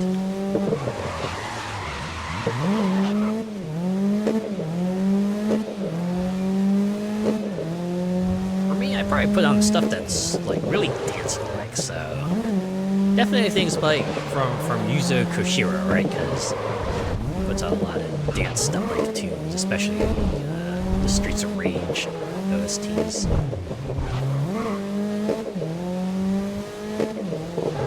On that note, the Streets of Rage 4 OST, right? Composed by a different person, but good music nonetheless.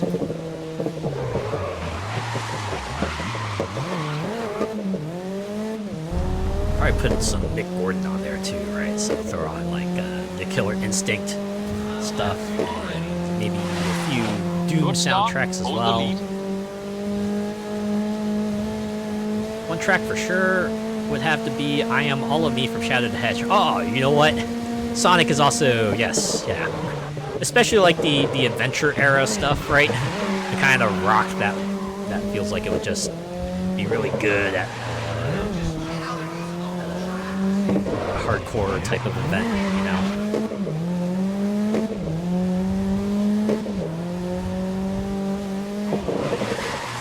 Megalovania from Undertale, that's a good one. A few Undertale tracks would work, I imagine. Would definitely get you the fans. Right. They'd be like, OMG! Megalovania! And someone bound to say, you're gonna have a bad time. Right. Sky's blue, birds are chirping, and kids like you should burn in hell. Something like that, you know?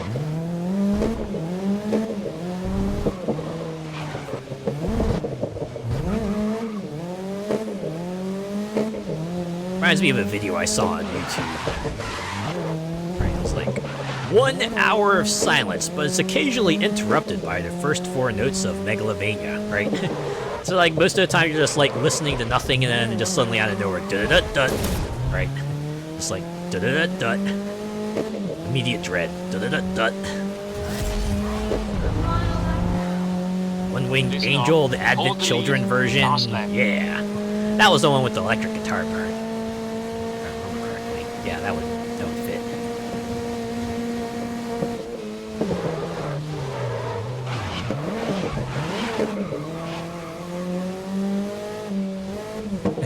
For a more out there pick, personally, I would probably throw in like 7th Dragon 2020 and 7th Dragon 3 soundtracks. Incidentally, also composed by Yuzo Koshiro. So, you know, you can imagine the style in your head already, right?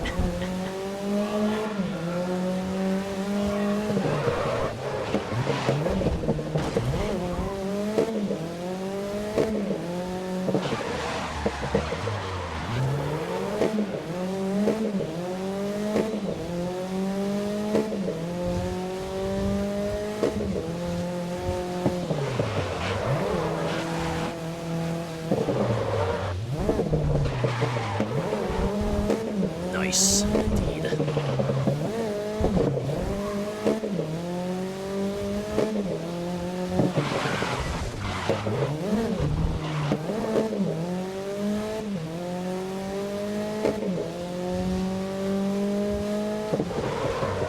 Board the ship from Streets of Rage 1. Yeah, there you go. When you want to dance but have some sinister undertones to it, then you pick that one.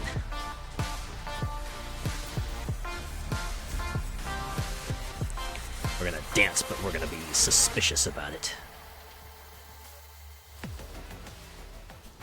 Although on that note, a few Vampire Survivors tracks would probably work pretty well in the dance or the situation too, right?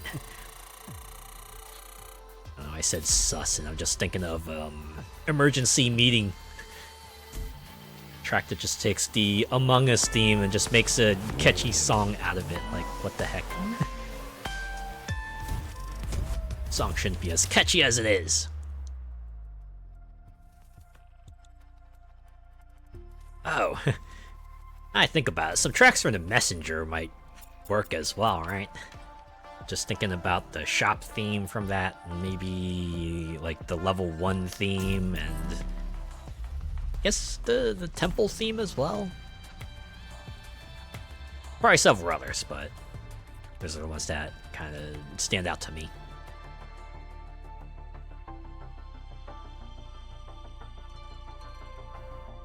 I guess if you want something more prog rock style, like there's Risk of Rain, right? Risk of Rain and Risk of Rain 2.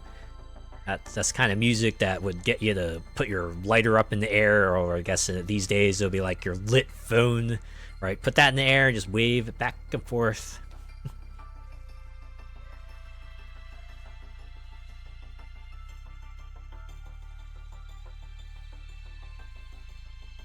So now we turn our attention to Kristen. Evil Tower, Our Living expert Tower on boss all battle things theme from motorsports DMC2. and our Oh, host of all the you know, thrilling a action lot of Devil games. May Cry themes too probably would work, right? From the whole series. Couple memorable themes, but you imagine. Yeah, you could probably get a bunch of deeper cuts in there.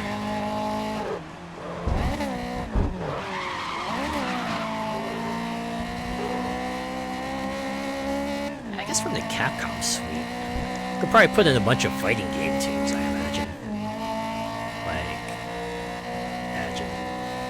Marvel vs. Capcom probably has a good number of themes you could probably bring to a party and have some fun with.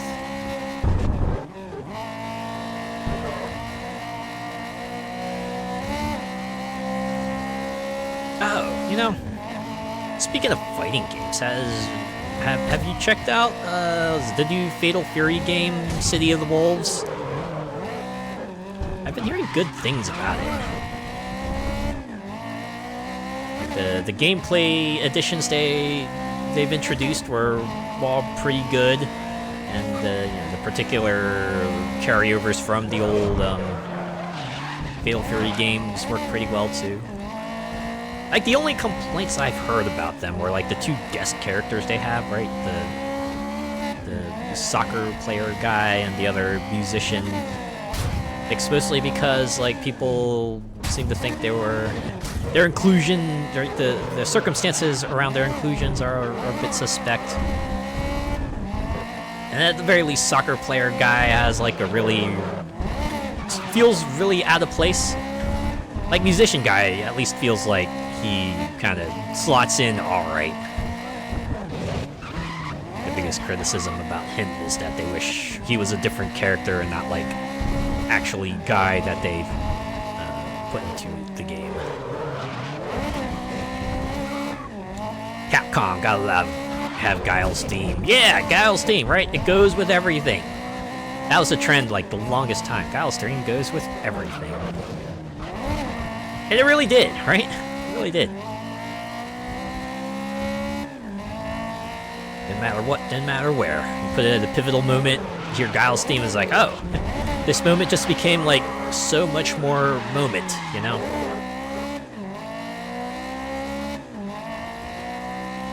Not played it, but you watched Maximilian do play it. Yeah, I haven't played it myself. I've only been watching like people stream it.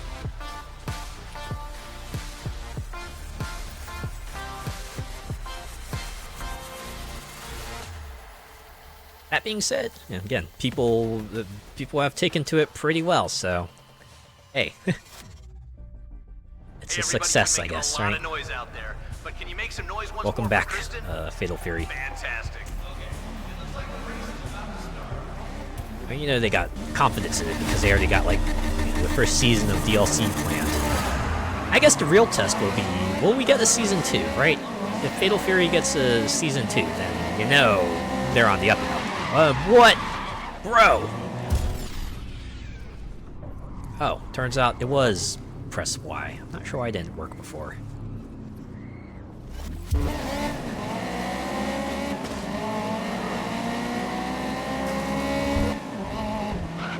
Say fighting games, anything from BlazBlue, especially Arca Tune's theme. Ah.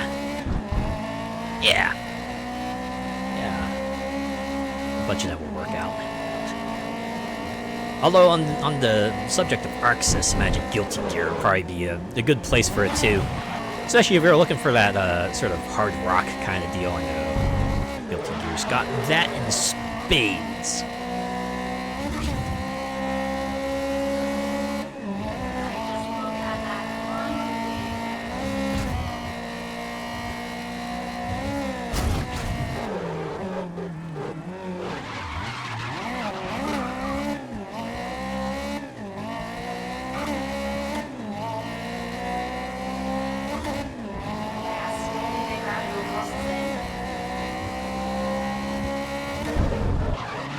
Oh, you know, I think about it, Persona.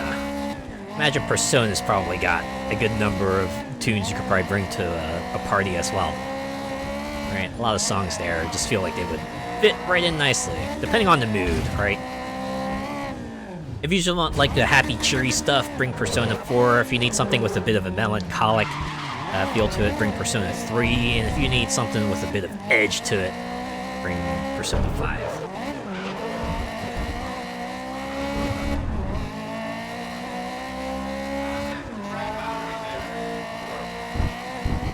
if you're in the mood for some old classics, Persona 1 and 2. Can't forget those, yeah. Character select screen music from King of Fighters 15. It's pretty upbeat, really gets you raring to fight. That's for sure.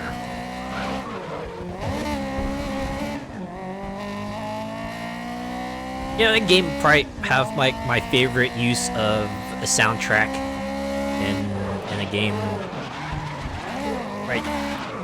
Maybe if it, not my favorite, at least one of my most liked ones in recent memory. Right? It's like when you do the arcade mode and you get to like the finals, right? You get to the finals, and then you play the theme from King of Fighters 14, right? Follow Me. The song that's just like really good on its own, can get you hyped. They play that as like the grand finals theme, and the way they mix it is like pretty great too, right? Like when they have like the pan over the stage proper, you get that sort of an extra life. Thanks. I can always use one. Hello, Gunter Maxwell.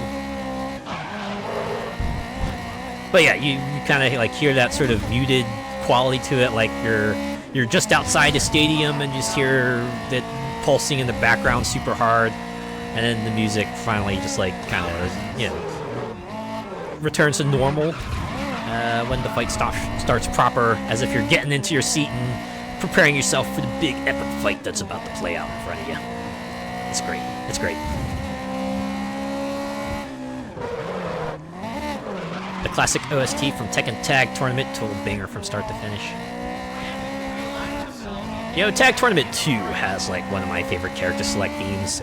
Something about that theme from that game, right? Aim to win. It's like super catchy, super happy, and just like gets you super pumped to fight. It's like the theme itself is just overjoyed to be there. Overjoyed that Tekken Tag Tournament 2 is a thing that exists and something that people can enjoy, you know?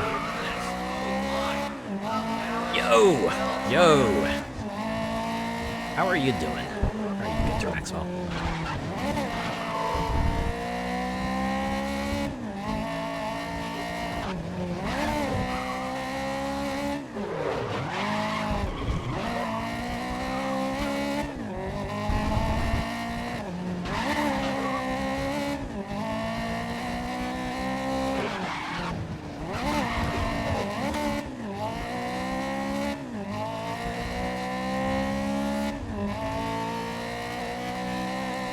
Thought of a good one. Kill the unicorn from Saints Row 3.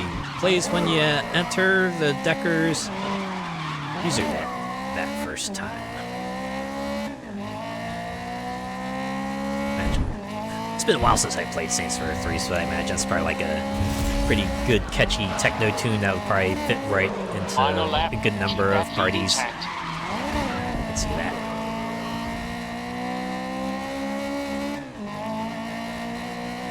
Good, enjoying car noises, your voice, and playing Metal Gear Solid 2. That's how you do it, right? Put up the stream, start playing your favorite video games. How's Metal Gear Solid 2 for you? How is it faring? I think about it. Metal Gear, there's probably a good number of Metal Gear Solid games that would probably work well too. And on the subject of Metal Gear Rising especially, imagine that will probably get the crowd super hyped up, right? Like, maybe rules of nature, or it has to be this way. But if you do like deeper cuts from Rising, imagine that would probably get people even more excited. Like, oh my god, it's Metal Gear Rising!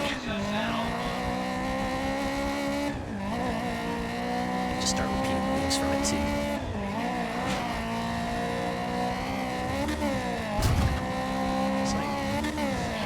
Get the drop, right? You get that particular drop and you just get everyone yelling, rules of nature!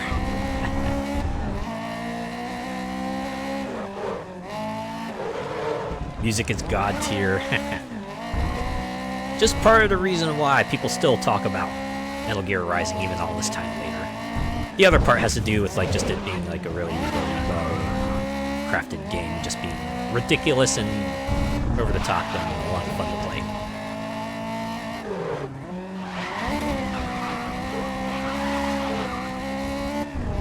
I don't know how many people I've seen where Metal Gear Rising is like their entry into the Metal Gear series, right? Even more amusing since Metal Gear Rising is such a different beast from the main Metal Gear Solid series, right? Metal Gear Rising is your classic platinum stylish action game, and the Solid series is very much more slow-paced stealth action. It's fun.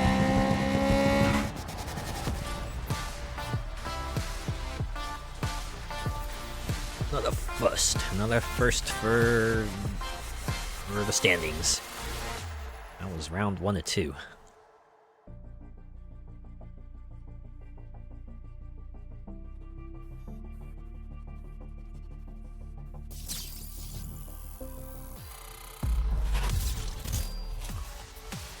Metal Gear Solid 2 was your first, funny enough. Then you got 3 and 4. Huh.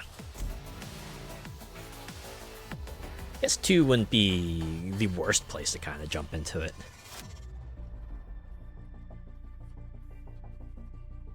And the very first was your introduction, Molecular Shadow Fox.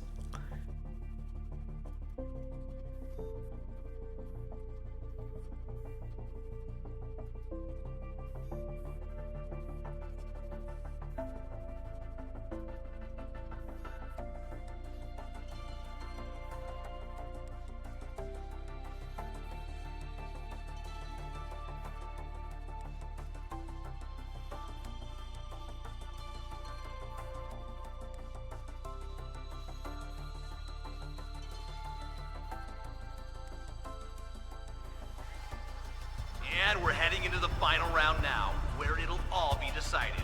Kristen, tell me what's... Just like my Japanese anime. I remember that line.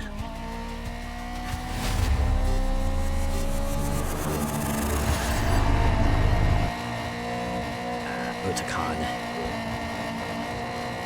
He's a treasure.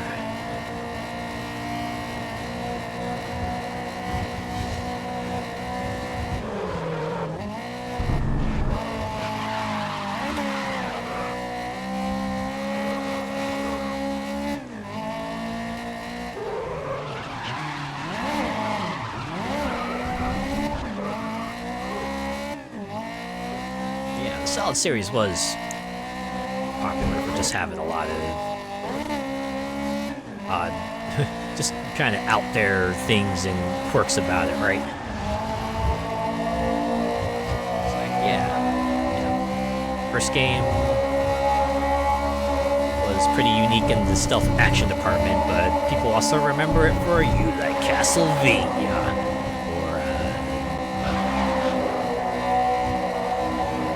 Revolver Ocelot, or Metal Gear, or other things like that, imagine. Right? Best Boy, his dad is awful low.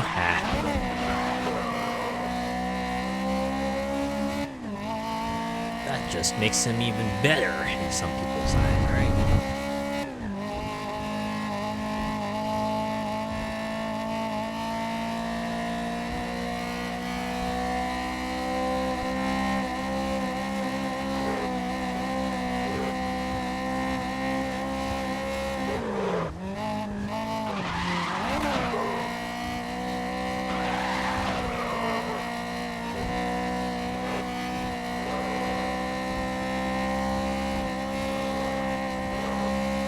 Metal Gear Delta is set to come out some point in the future, right? Do they have a date for that? I don't remember. I imagine it's supposed to come out soon, right?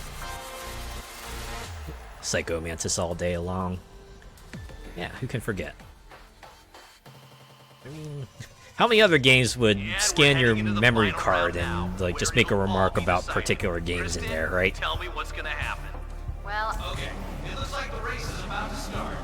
It's not a thing that other games would do. So it catches you off guard when it happens. If I remember correctly, the Twin Snakes version had like different lines too, right? Because it scanned your GameCube memory card, but they had different lines play out for different games.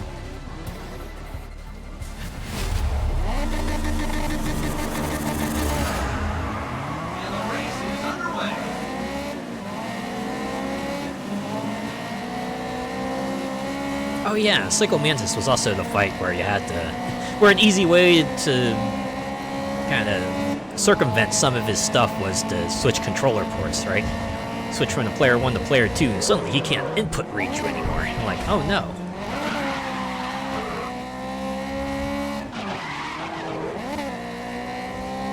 You miss when more games would give you stuff for having a save file from another game? Yeah. Those are great times. I still remember Ratchet and Clank just being rife with those in the early days.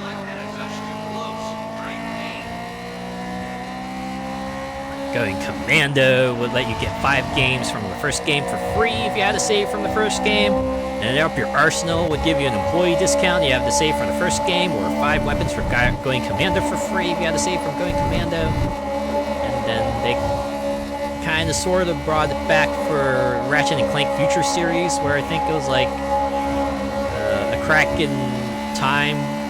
If you had a save from Tools of Destruction, I believe, they would discount some of the returning weapons.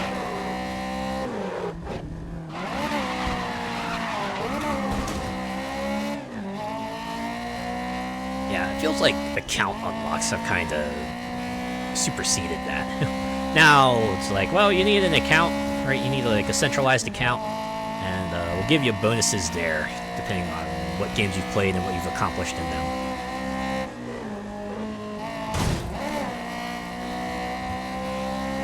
Like how Monica read your Steam library in Doki Doki. Really?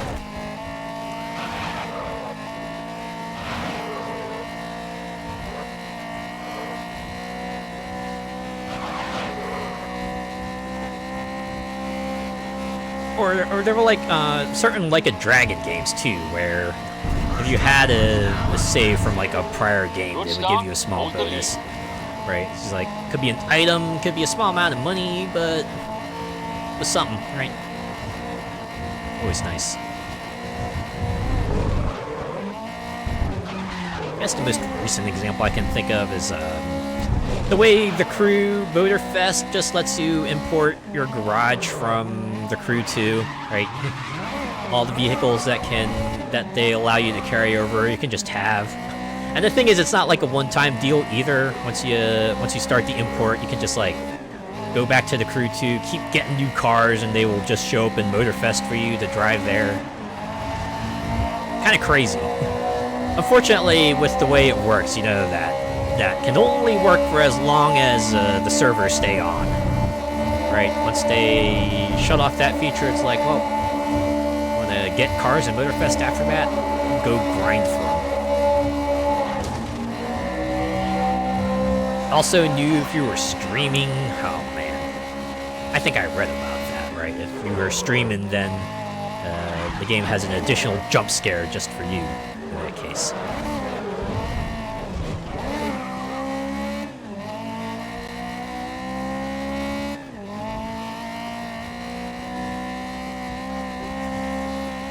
Doki Doki Literature Club. I think it kind of kickstarted a trend of games that were more than they appeared to be on surface level, right? The way Doki Doki looks like it was going to be like your typical romance visual novel, but it was actually psychological horror. Kind of saw some other games do that.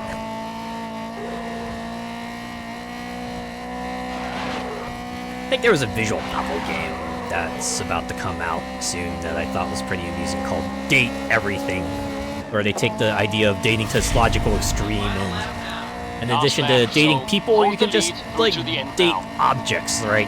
And they're all voiced too. The game has like a really, really extensive voice cast list, just with a whole lot of people from the voice actor scene. It's like if you listened to a video game dub or watched like an anime dub or something, you probably recognize a bunch of names on there. It's kind of wild. I might check it out just to see how absurd that game gets.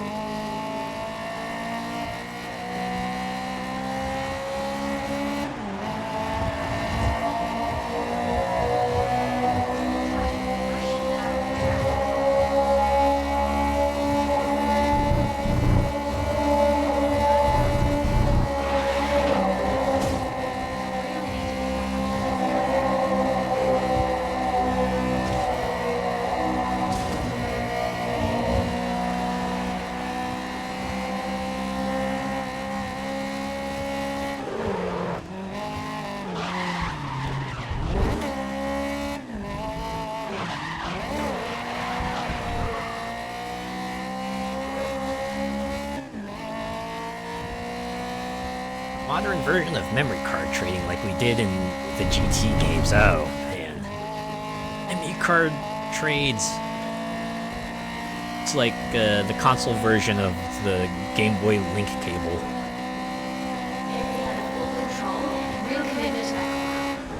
It's like not a lot of games that would probably take advantage of something like that, but the ones they did, probably glad. The only one I could think of that I was pretty into was Animal Crossing, right? Because on the GameCube, it was like, yeah, your entire town would be saved on the one memory card. And the way you would visit other towns back then would be to have another person who played Animal Crossing have their town. They bring their memory card over, yeah, put the memory cards into the two slots, right? And you can kind of visit, you can go between the two towns, and it was pretty fun, right? They did what they could with the tech they had, and we were glad they did it, you know? Yeah, I imagine other games that had like some sort of collectibles thing, like especially with the trading card game console games. Probably a good opportunity to have like the sort of memory card trades, right? Well, I imagine that probably is its own can of worms with like loopholes and what have you, because like how to get a lot of copies of the really good cards, right? Just like copy your save file, right? Put them on separate memory cards, and you just like take all the good cards from the one card and then bring it to the other card, and then you go delete the save from the other memory card, and then you go copy the file again, and you transfer the cards over again, rinse repeat until you're you snap the game in half.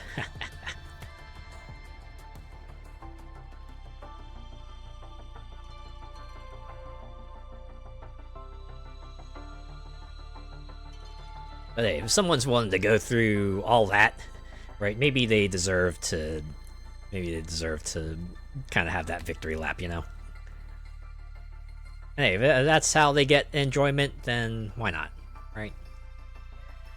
Let them have their fun. Kristen, a pleasure as always to be in your company. And Or if you wanted a rare item in a game, copy a friend's save game to your memory card. Yeah, right. As well as a regular top Or, you know, if you had the means, you could like grab a save file from online and then download that into the memory card and, you know, do the finagling you need to do to get the cool stuff.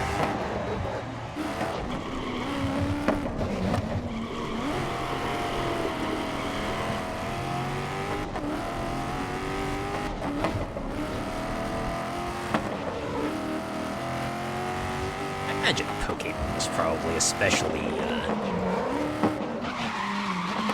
ripe for those kinds of strategies, right? Especially with like the older games where maybe getting a Pokemon in the official manner might not be that easy anymore, right?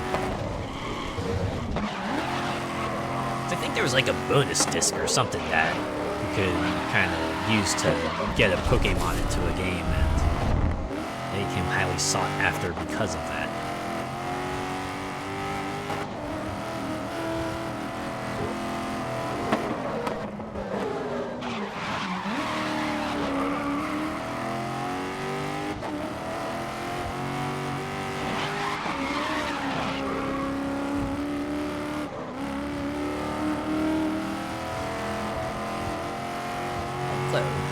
Speaking of Pokemon, still playing TCG Pocket, and that game came out with a new set today, actually. Right, Celestial Guardians. I haven't done my big pulls yet, although it seems like they're really going all out for this set release. Like, I saw they also put out a set of missions that gets you a bunch of hourglasses that can eventually use to, like, just pull a bunch of extra packs and everything. Like, obviously, they probably want you to use that for the recent set, but nothing's stopping you from pulling the older booster packs if you really wanted to, right? If you're chasing an extra rare card from another set, right? But no, I'll probably use mine on the Celestial Guardian set. Yeah, shed loads of those third-party memory cards. They were a godsend when you used music games. Oh. Okay, it looks like the race is about You mean like when you were storing soundtracks on them and using them for like the soundtrack feature for a video game? I remember back in the days when they had like the third-party memory cards that would have like multiple pages, right? Like quote-unquote pages, and you could swap between them by like flipping a physical switch on the memory card itself. I got one of those for PlayStation and like another for the Dreamcast. And it was just like mind-blowing to me. It was like, oh man, I can just store all these extra files on it. I don't have to buy more memory cards. What is this game? This game is Grid 2019. It was like the soft reboot of the Grid series after it had been dormant for like the longest time. Kind of like a back to basics kind of approach for the series that they put out that year. So hello, Zia Mirka. How are you?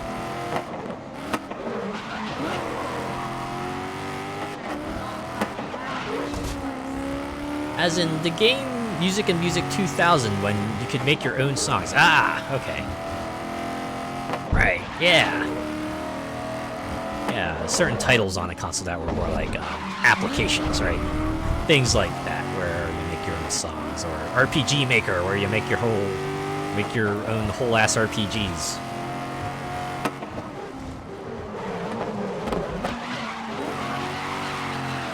I imagine it must be games like RPG Maker that make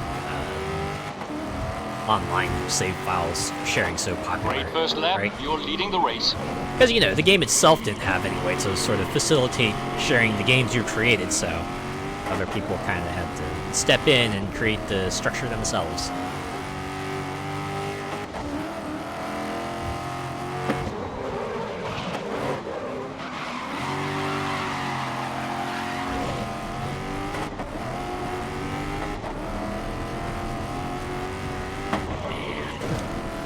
I remember way back in the day, right?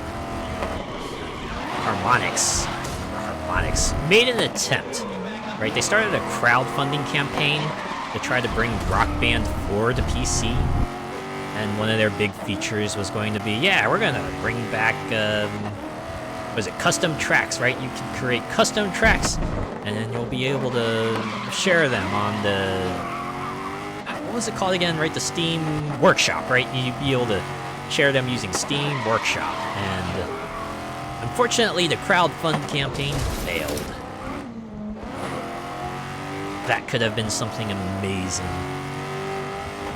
if they were able to properly bring Rock Band 4 to PC, and you could actually have people just like make custom music on there.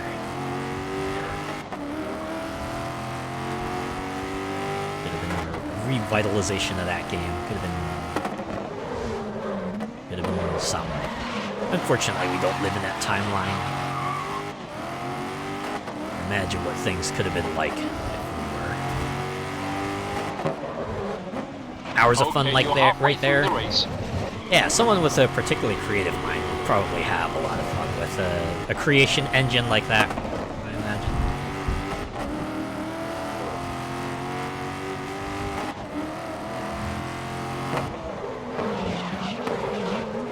It's probably a pretty good gateway too, right? If you have an interest in creating music, right, with like a music creation software or music video creation software. Right? Just plant the seeds for things in the future. Maybe after that you go take music theory classes or learn instruments, and then you can develop your skills from there, right?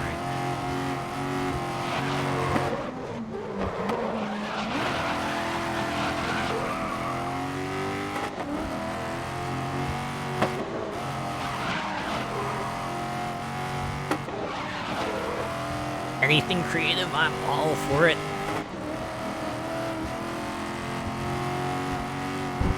That is nice, right?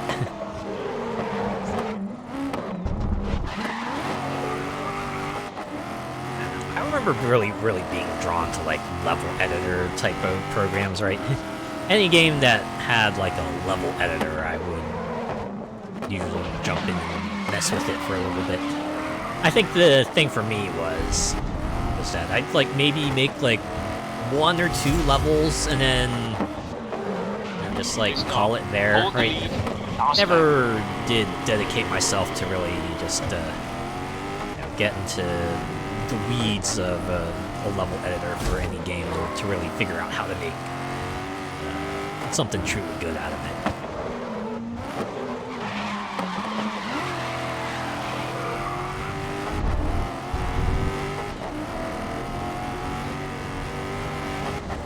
These days it'd probably be even harder for me to like really focus in, right?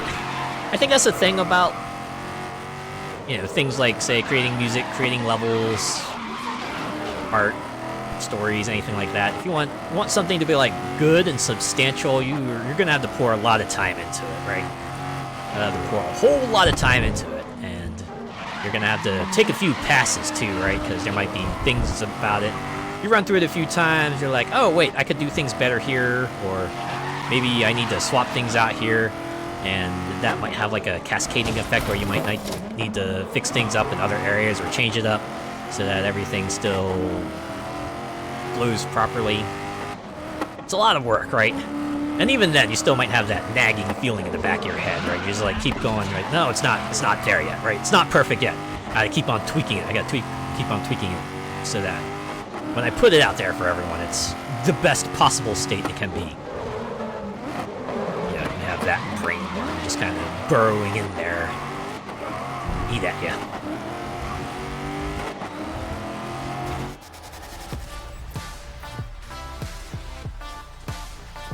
Used to do that with the debug mode in Sonic, just edit the levels and stuff. Ah.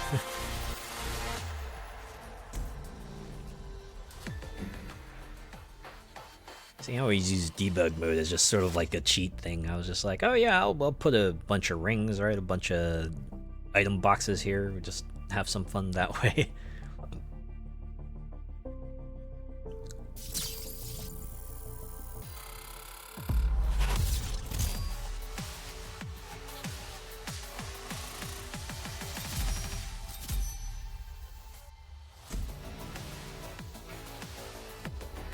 You know, I want to see another entry of just like a maker game, right? Give me like another Nintendo maker game, whether it be like, you know, Super Mario Maker 3 or like Zelda Maker or Metroid Maker. It's kind of wild, right? Think about like how much of a splash the first Super Mario Maker made, and it seems like Mario Maker 2 kind of came out and then you didn't hear much about it afterwards, right? Like, it was like a long time after they kind of added another tile set way later, but it just felt like there was a whole lot more that they planned to do with it. They kind of just ceased the development on it. Especially a shame, since when you consider like just how much post-launch updates the first Mario Maker got. I just remember people just being abuzz with the possibilities, like, oh man, so they made Mario Maker. Does that mean we'll see a Zelda Maker in the future, or maybe like a another Maker game in the future? But yeah, been a while. It's been a while since Super Mario Maker 2.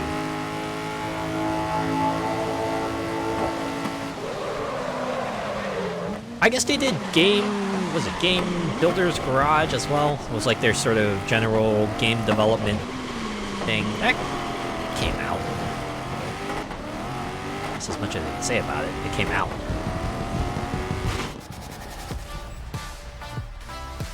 Fun fact, put an animal box down and you can skip the level. Of course. There's probably something in there that's like, when animal boxes hit, roll results screen, and then transition to next scene, right? Load next level. Something like that. And we're heading into the final round now, where it'll all be decided. Kristen, tell me what's gonna happen. Okay, hold on, sorry. It looks like things are about to get underway. Tell me what's about to happen. Oh wait, nope, never mind.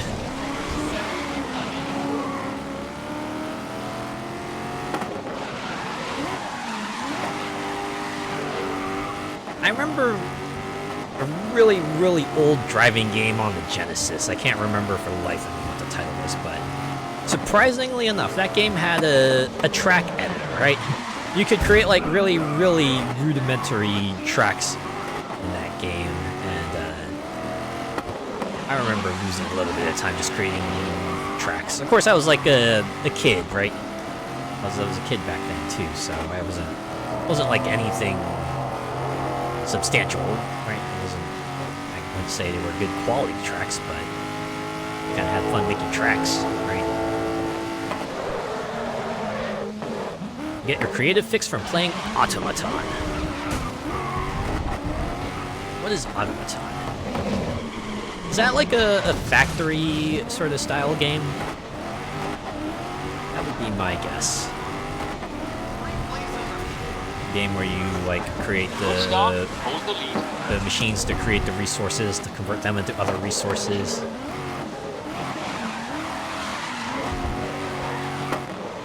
Micro Machines had one. I think the Hot Wheels Unleashed series also had like track creators. And of course Forza, although you know, you had to build on the existing environment.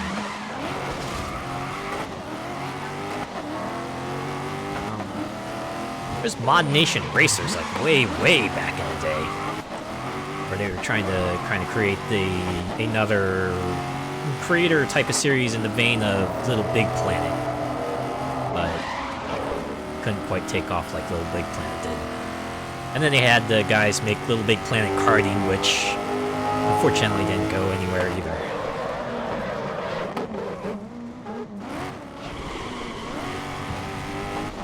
Automation is a car making game. You build your car from the ground up, then you can export your creations to BeamNG. Okay, that's like a cool bit of connectivity right there. It's for the real gearheads in mind. Alright, listen, you've just gone past the halfway stage of the race. I think I know someone who would probably be into that.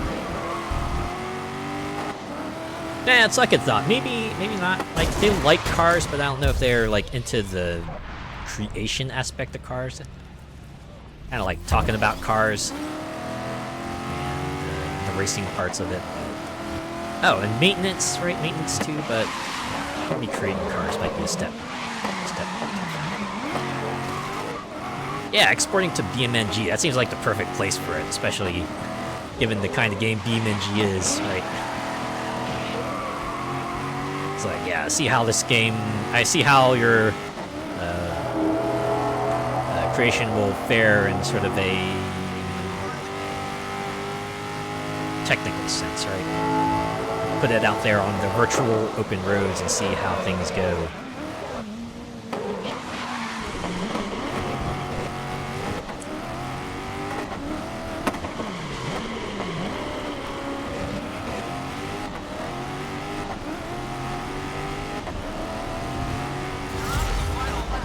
Final lap, keep that lead intact. It's the fun. Now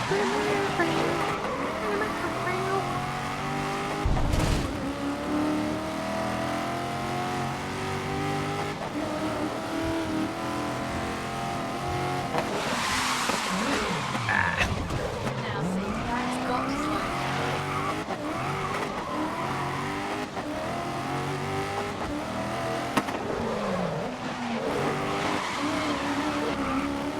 think there was like an old PC racing game I remember as a kid being really, really interested in and just like thinking about what I could do with it. I forget what the title was, but one of its big features was that it had a track creator, and I was just like, oh man, I want to get this game just so I can go to the track creator and play with it, but never bought it. I'm sure it wouldn't be too hard to find these days, but just never got around to it, I guess.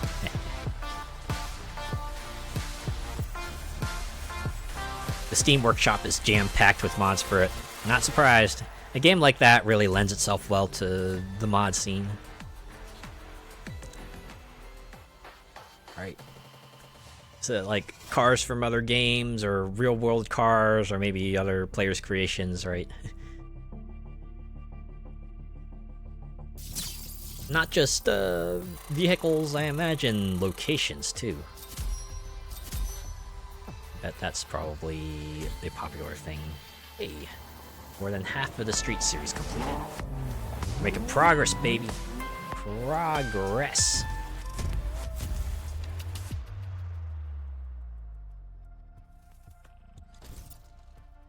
We did it. We're off to the Super Hatches Street Trophy. 3 rounds. We're getting up there. We're getting up there in the length. We got 2 3-rounders, a 1-off, and then 3 4-rounders, so.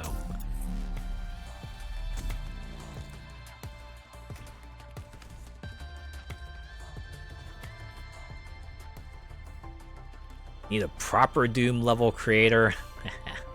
Snap map, I guess, wasn't quite your thing.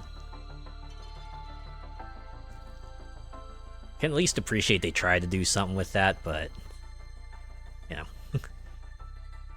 Sometimes it can be too limiting. And here we are for the first Although now round, that you Kristen. bring up Doom, you How just you feeling reminded about this me. one?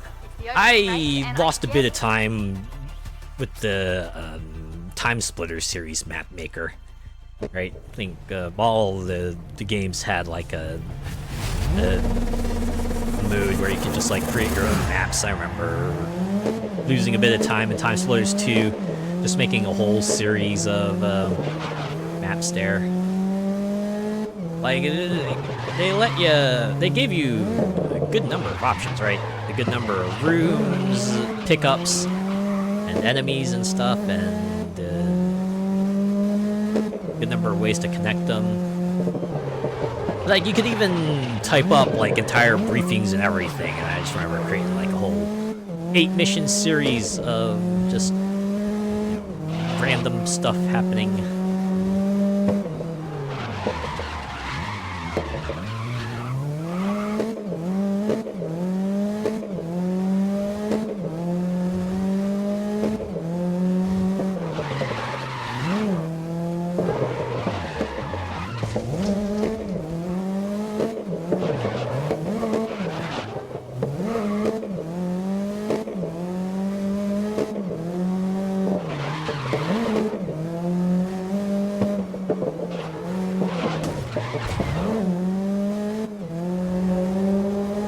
Remember that Ridge Racer you played last year had a rudimentary track design? Oh yeah, Unbounded.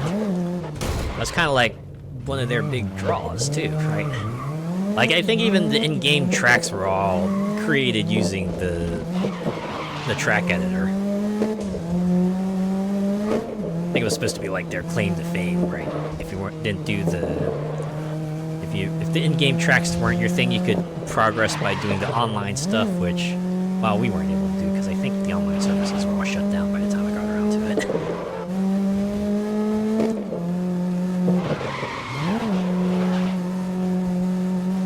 Yeah, they had a decent variety of parts, right?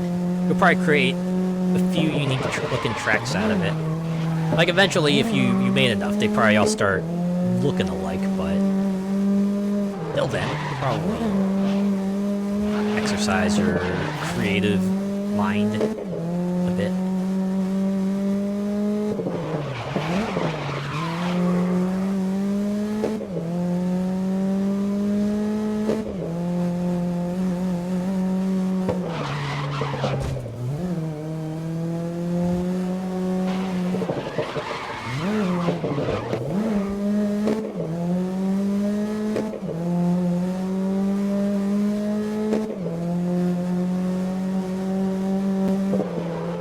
Yeah, the city blocks and stuff. Yeah.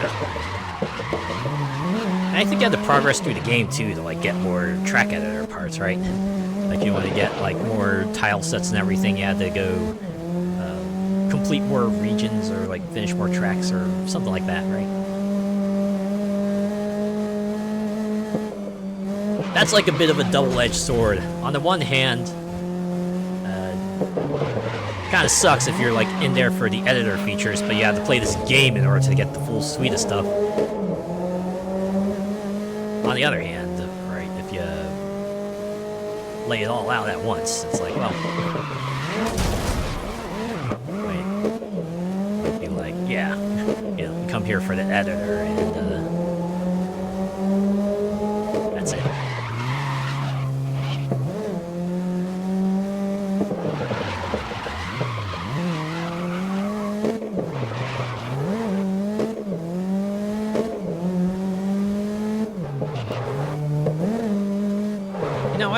I was like kind of bouncing an idea in my head. Something I would do like maybe way in the future, but just like an occasional series where maybe we just like fire up a random level editor and just like create a level together.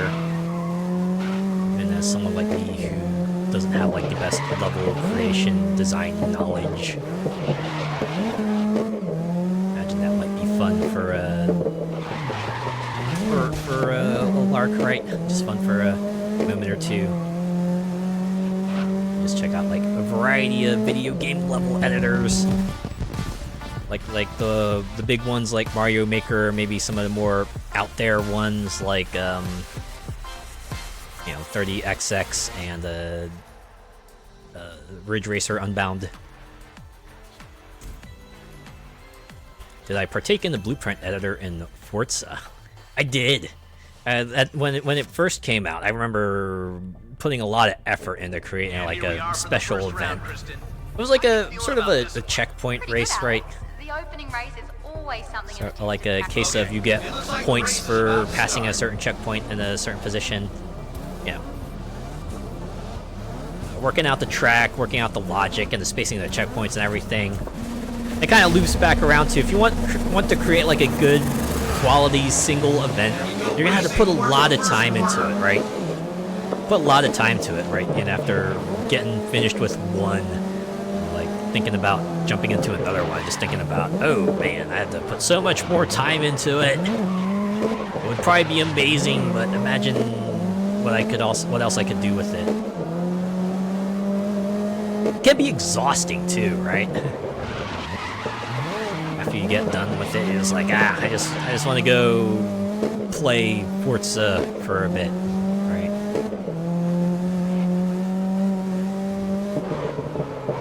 And hey, don't get me wrong, right? This is a me thing. This is purely a me thing, right? Things like Forza Horizon 5's blueprints are still awesome and all, but I wish I could put together more mustard to create more than just like one level for them.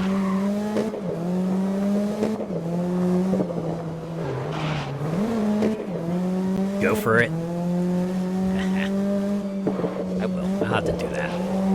Maybe sometime far in the future.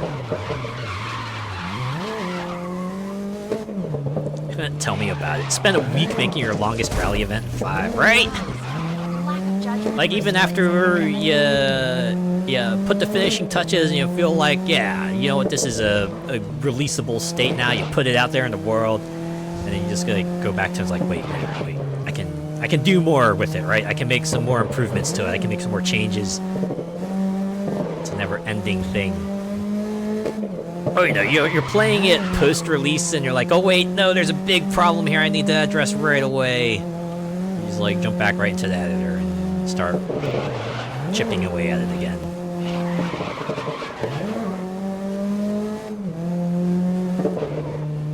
A full racetrack on the Blueprint Island? Ha! Oh, man. I remember, like, the featured going through the featured event lab island events that they would have for the weeklies and just thinking, God damn, right? People would just be making whole ass cities and landscapes and everything. And they make it look good too. That's the thing, right? It looks like something that could be in the game proper. And these are the players doing it. Just like, how much time did they put into it? How long did they spend just like tweaking everything and trying things out to make it all look just right? Make it all look like the best possible form it could be.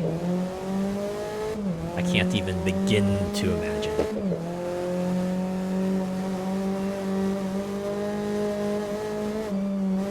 That level of effort, and you get like a good quality event like that. Just impressive, right? It's all around impressive. Impressive for the end result, and impressive for the amount of work that they probably had to put into it.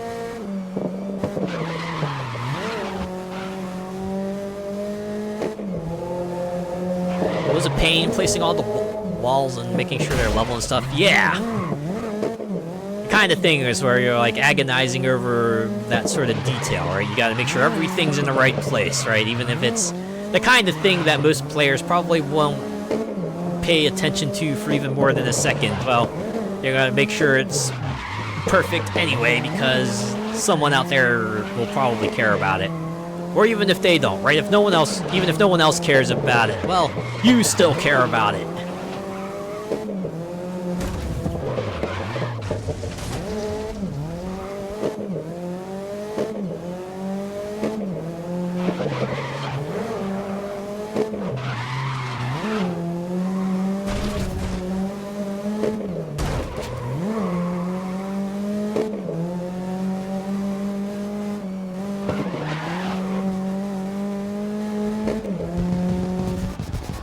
Boom!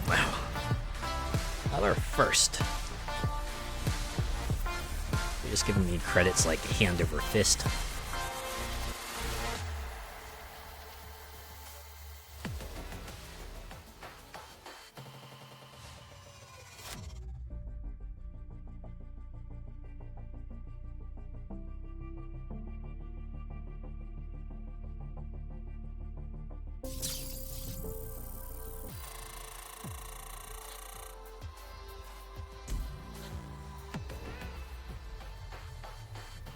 Come a long way from when blueprints were all the half pipes that never lined up properly and were as bumpy as hell. Oh man.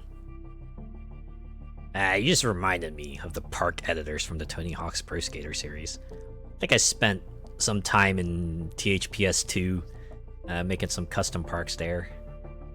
And we'll loop back around the memory cards. I remember taking my memory card to a friend's place and going, hey, check out my park, right?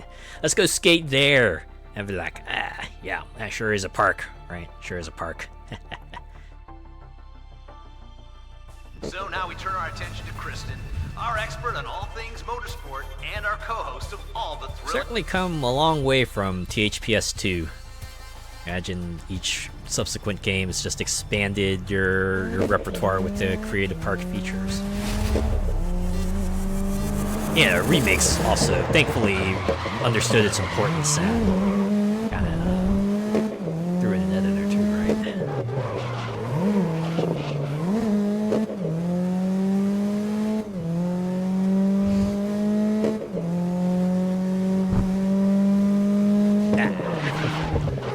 Still happy we're getting a 3 and 4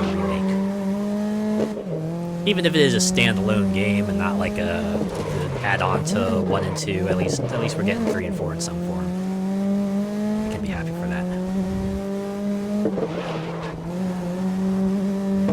It was so sad seeing the memory bar slowly fill up as you added stuff. Oh, the one bummer. You just like got this biggest, coolest idea in your head, right? What if you wanted to create the best Tony Hawk's Pro Skater level ever, but the system said you're out of space? Yeah, so that was a technical limitation, right? That was a technical limitation, but still a bummer that you would run up to that, right? Especially when you run out of space in the middle of your idea and like, if If only I had a little bit of more room, I could enact my grand plan of the best thing ever. Yeah, but I'm not done yet. There's still more that I could do.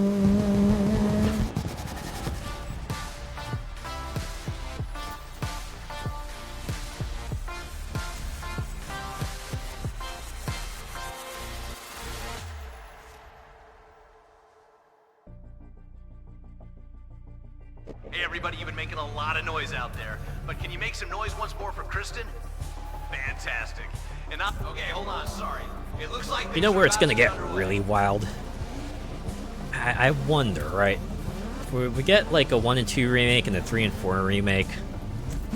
What if like sometime far in the future we get like a remake of Tony Hawk's Underground? Because that's where the customization just truly went out there, right? In addition to being able to create your skater and creating parks, they also let you create your own tricks, and if I remember correctly, they also let you like design your own boards and everything. So you could truly create like a style of your own, right? Just, oh man. Imagine just incorporating that into a modern context.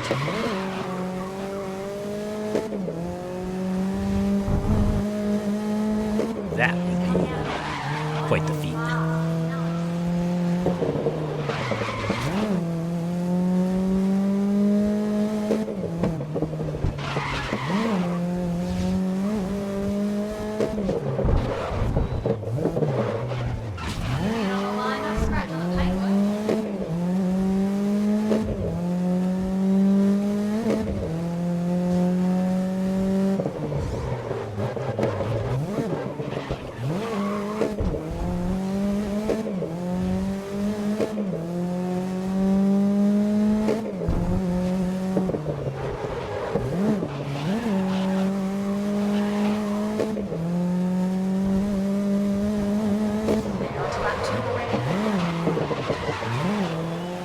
Great first lap, you're leading the race.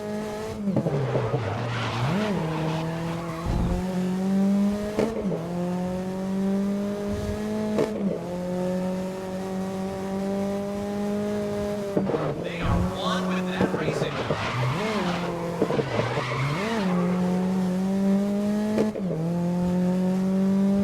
Look at that, just cruising along. Beautiful work.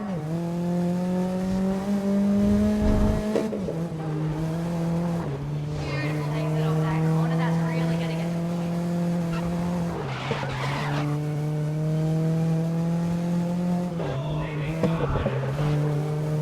You know, was another bit of exciting news that I saw today. The Sea of Stars update, the Throws of the Watchmakers, finally has a release date, May 20th. It's actually a little under 3 weeks from now. I've been excited for that. Looks like it's going to be interesting, right? I think I was reading somewhere that it'll be about 8 hours long, so it's like something you can kind of get in, get out, right? Be done in maybe 1 or 2, or perhaps 3 streams even, depending on circumstances. Last But lap, so hold the lead through to the the end thing about now. that for me is that there's also Claire Obscure Expedition 33 that I want to check out, and the original plan was to play that once I finish South at Midnight, but I think I need like 2 more streams to finish South at Midnight, right? I'll play it this Friday, and I'll play it next Friday, and I think I should be able to have it done. And then by then, there will only be like 1 week before Throws of the Watchmaker should be coming out.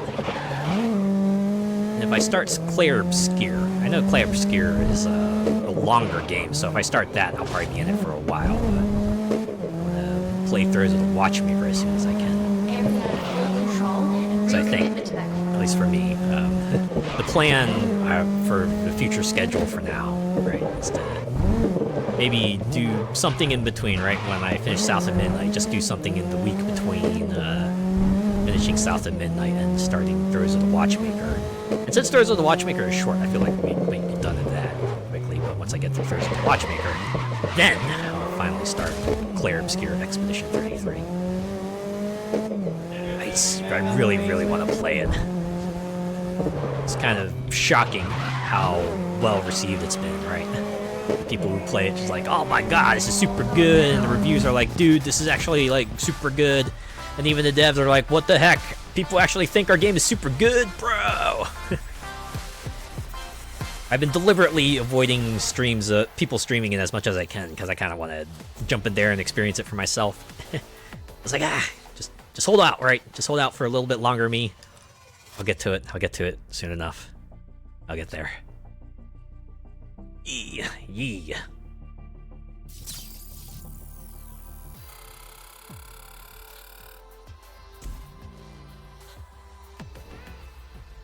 Yeah, just everything about Claire Obscure just oozes style, right?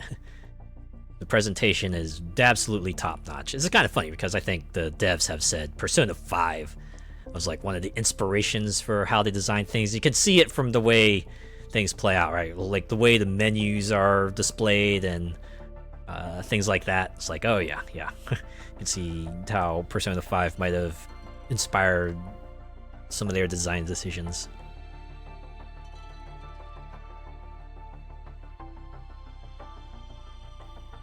If I remember correctly, that's our dev's first game too, right? Yeah, Sandfall Games, that's like the first game they've made and released, and good lord, that is a first impression.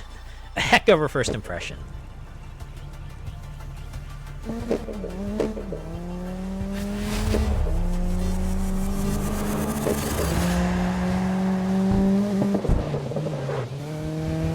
Honestly, I wouldn't be surprised. I wouldn't be surprised if that game was like a Game of the Year contender. Right? Like, fast forward to December, and then Game Awards. It's just like, Game of the Year nominee, Claire Obscure, Expedition 33, and then we'll probably get nominated for like a bunch of other categories.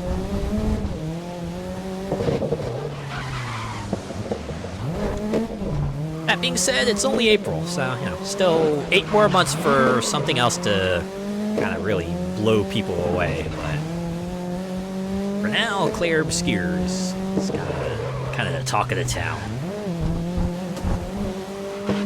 Well deserved. Deserved, at least.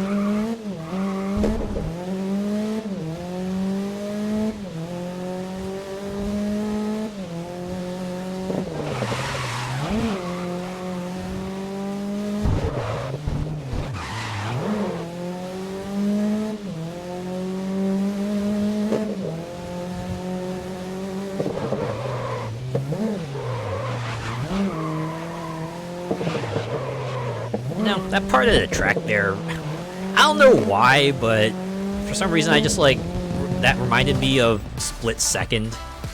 Like, if there's a part of a track in that game too that has sort of the building front that kind of looked like that, I don't know, just think about that building exploding when I pass by it. I know Grid's not that type of game, but imagine Split Second, that game, that building would totally be exploding as you pass by it. And we're heading into the final round now, where it'll all be decided. Kristen, tell me what... Okay, it looks like the race is about to start.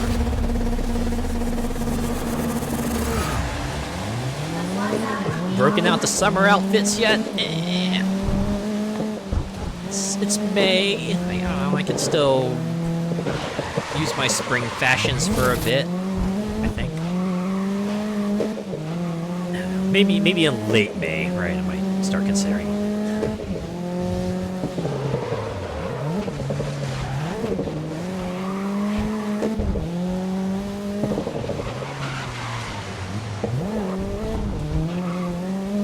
I still want to get some mileage out of my hoodies and my windbreakers and things like that. My cardigans. Yeah.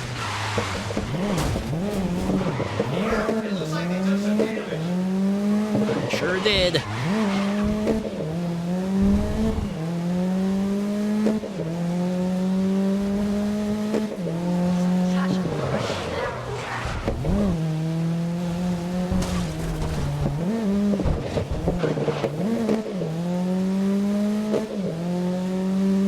you know, you gotta give it to these spectators, even though they got like a car just smacking right into the barriers. They're completely unfazed by it.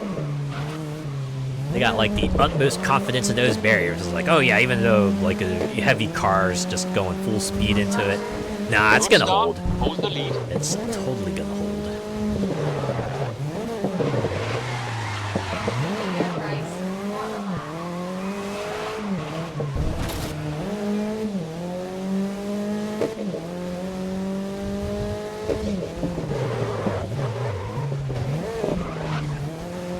After this week, my hoodies have gone away for a while. Long sleeve t-shirts. Oh yeah.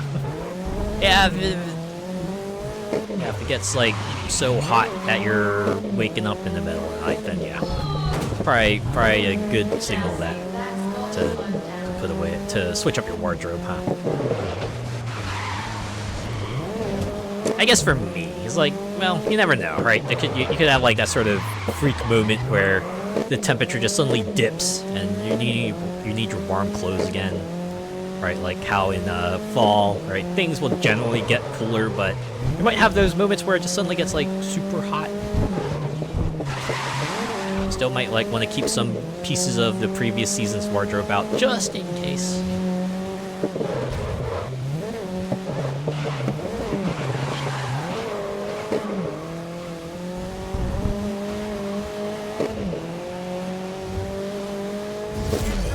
Listen up. Hold the lead. Last lap.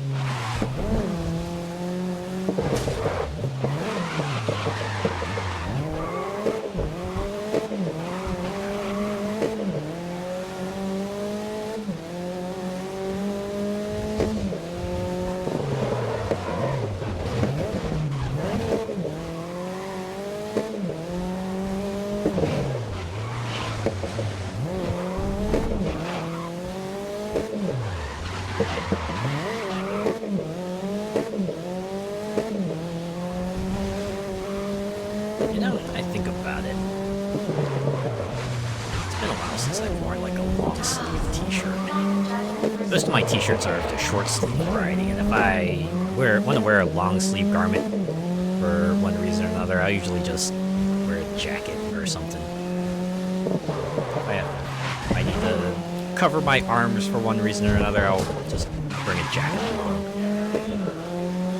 Real committed to the corner. Really getting in there.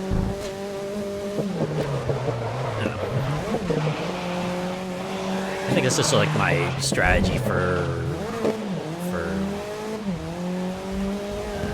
outfits out in public. Just layer up, right? If I need to cool down for one reason or another, I can just remove the top part and still be fine. Or if I need to warm up, I can just put it back on and then I'll be fine, you know. So that's like how I do things. You like to wear a short sleeve over a long sleeve t-shirt, it's pretty good style. I kind of like that, right? It's just like a more coverage on top of like a smaller coverage, a layering. That works pretty well. I think I was like watching a show. It was a show. I forget what the title was, but like one character's outfit just consisted of like a button-up shirt, right? It had like a button-up shirt, and then they wore like a t-shirt over it. Just like thinking, oh, you know, that looks kind of neat, right?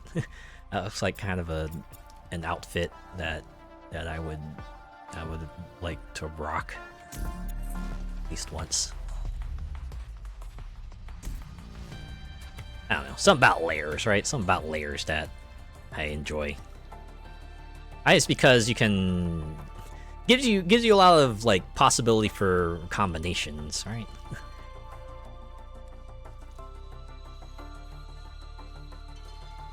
Like you can mix and match tops and bottoms to get a variety of appearances, and they probably all look pretty decent one way or another, and evoke different moods too, depending on what you pair together.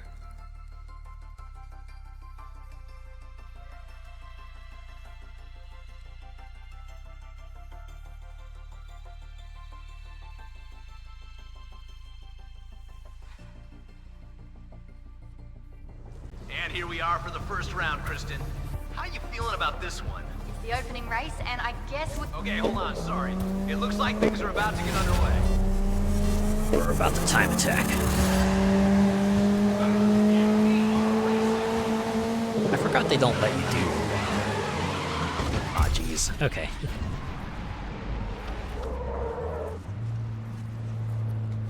Be a bit more considerate of my braking here.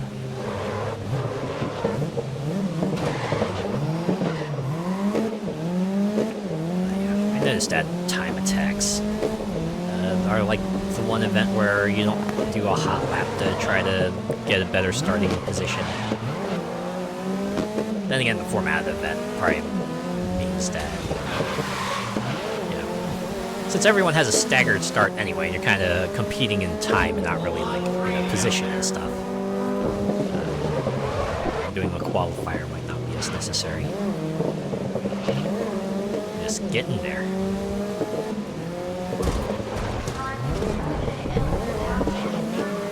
Sadly, you have to head off now. Have a good night. Alright, you have yourself a good night, Molecular Shadow Fox. Thanks for hanging out.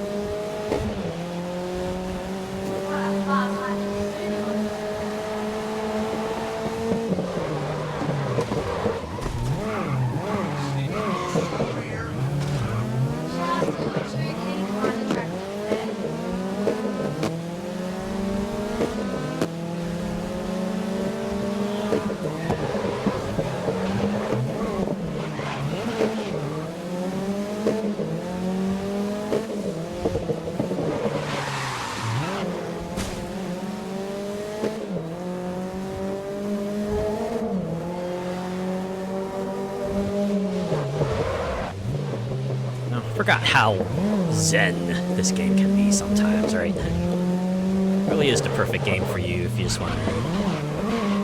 If you need something to kind of do while you're listening to something else, or you're watching another stream, it's like the good game for that. Oh, man. Thing we're playing on the easiest difficulty. The way things just like, the way the entire HUD just disappeared. Imagine. Damage modeling that would have been an instant, did not finish, right? Your car would have been totaled. We're out of rewind. Well, tough luck.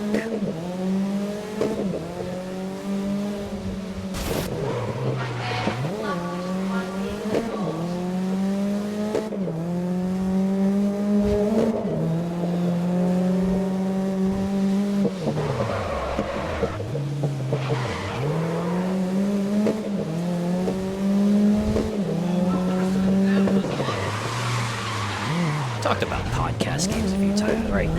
Kind of games that you can just play and maybe not think about too hard while you're doing other stuff. Wait, did that car just get like a serious wipeout? Is that what I saw there? Oof. 07 to them. Hopefully they placed okay. Fortunately, I don't know what their car looked like, so I can't say one way or another.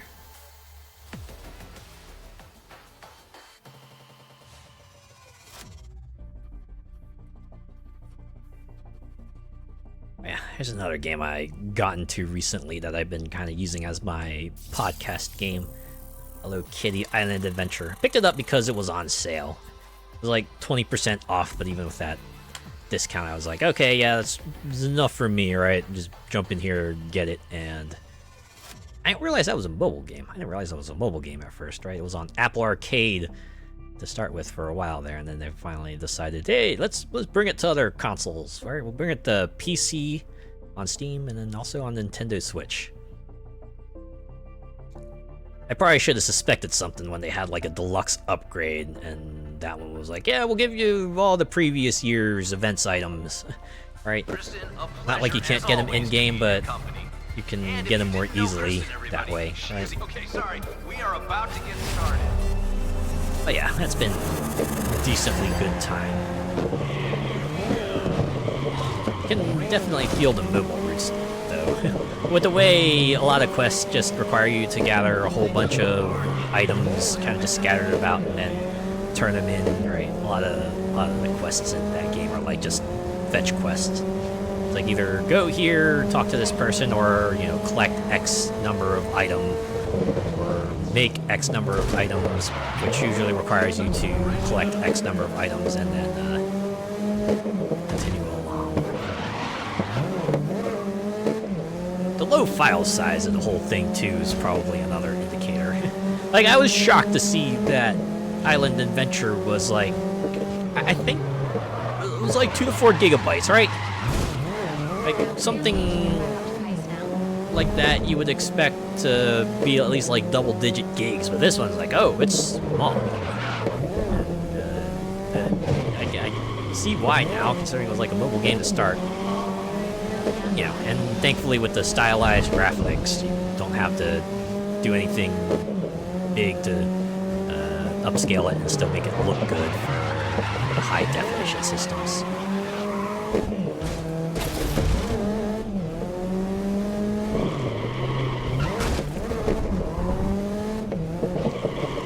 But yeah, I can feel the grind of the game starting to settle in, especially with these later quests that require you to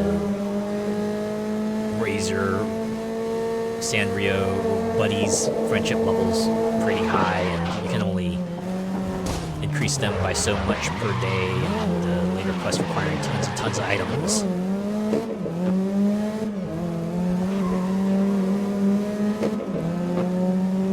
This takes me back to when I was big into Disney Dreamlight Valley, right? Played that via Game Pass, and I think I was into that for like a better part of a year.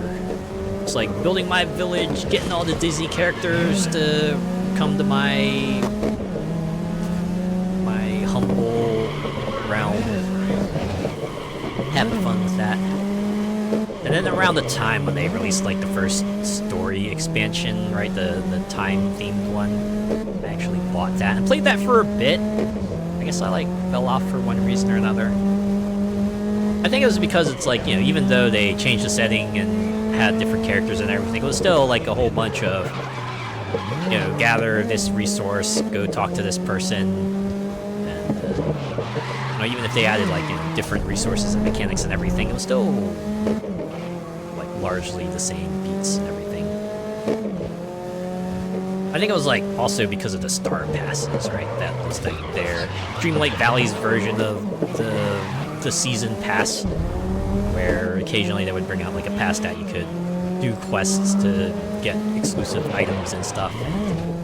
Some of those tasks were asked a lot out of you, especially since there was like a number of them that either require you to really hunt for rare items or were things that you couldn't complete in a single day because you were usually capped at like the number of actions you could take. So eventually the grind of that game became a bit much for me, and I just fell off after a while. Like, I'm into Island Adventure now, but I imagine with that one, it'll probably become a point where I fall off of that game too.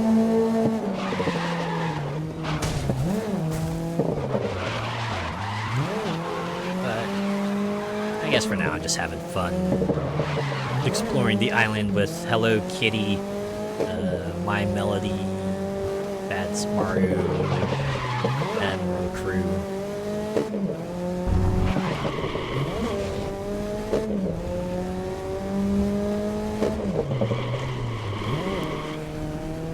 I think it's really great that they added Fresco in there.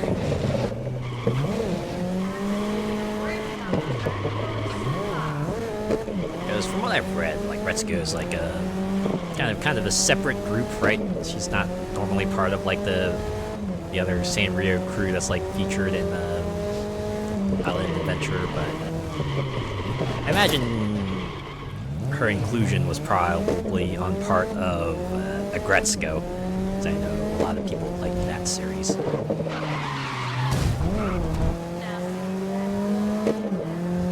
I think they even acknowledged that in the game, right? Because as I think Gretzko, just like a guy says, oh yeah, you know, I normally don't, like, I've never met these folks before, like, I don't hang out with them all that much, but for like one reason or another, I was invited to be part of this trip, so here I am.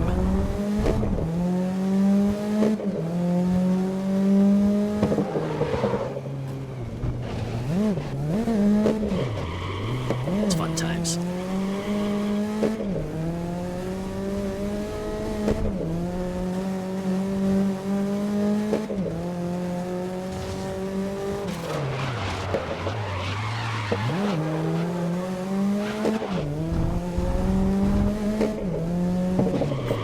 On the flip side of things, right, if we're talking about games with like maybe a bit of a customization element to it, something that's maybe a slight bummer, Infinity Nikki, I think recently did a 1.5 update. Like initially people were excited for it because they were adding features that people are long since been hoping for, like the ability to customize your ability outfits and the ability to dye certain pieces of your clothing, like you can edit their colors. And unfortunately, the update came with like a bunch of other stuff that people weren't quite as much of a fan of. I remember starting the game the night of the update and just like thinking, oh yeah, I'll do my dailies, right? Do the dailies, get on, get off, 20 minutes. And I got thrust into this opening scene that prevented me from like doing anything else until I got through, and that took like the better part of, I think, around half an hour to get through, right? They dumped me out into an area where I had to go through a bunch of tutorial stuff, right? Because they added like a multiplayer themed area, and then finally I could go do my dailies and be done with it. But from what other people have said, the update's like buggy as heck, and unfortunately there's other parts of it that people aren't too much of a fan of, like the whole dyeing feature. Fortunately, requires a whole lot of resources, right? Like you can get palettes to get sets of colors to kind of customize your clothes with, but it's not like you unlocked a palette for everything, right? You have to unlock a palette per clothing item. It's not even per outfit, it's per clothing item. People will just like feel kind of scammed in that regard, right? Feels like a grind, a bigger grind than people were asking for, just to alter some colors of an outfit.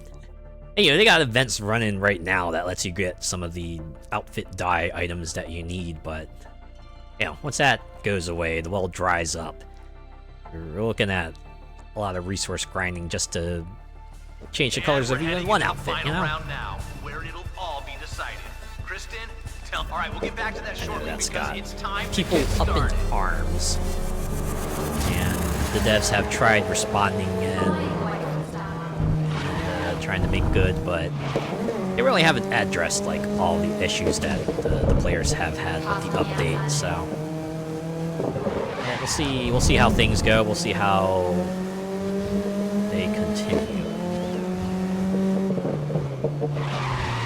I'm feeling fairly confident because these guys seem to be pretty good at addressing player feedback, although folks who have played other games from the devs have said that their track record isn't exactly the best, so I guess we'll see. Hopefully they can course correct, and not course correct in a way that it feels like they're still getting one up on us, just actually like properly course correct, and I feel like they're not screwing us over entirely, you know? We can hope. Now, look at how they're using the whole tracking space. Frantically realigning themselves and getting back into the race.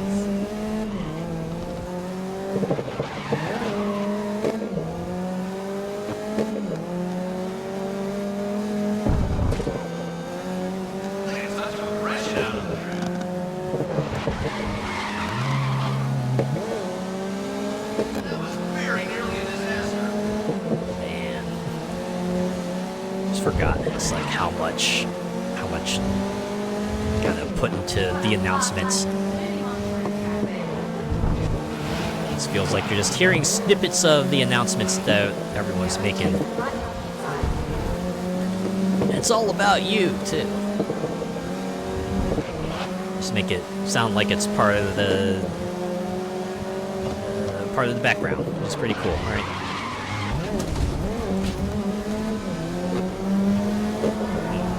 Thought they would have said something about that.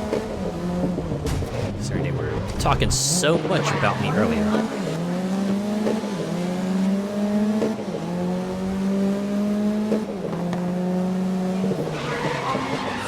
Sneezing that one.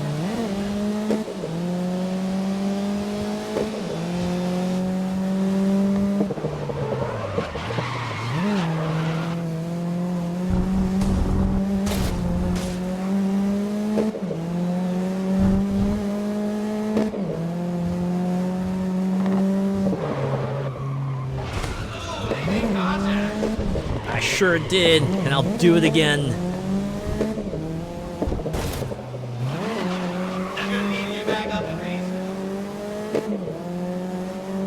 Just running from this absolute menace on wheels. But one of these days, these barriers aren't gonna hold up. I'm gonna go back into my little safe announcement box. Like, there's no way this driver's gonna come for me, right? You're not gonna gun for me specifically, right? Was it? Passing the start line is skill? Well, I'm glad to hear it, I guess.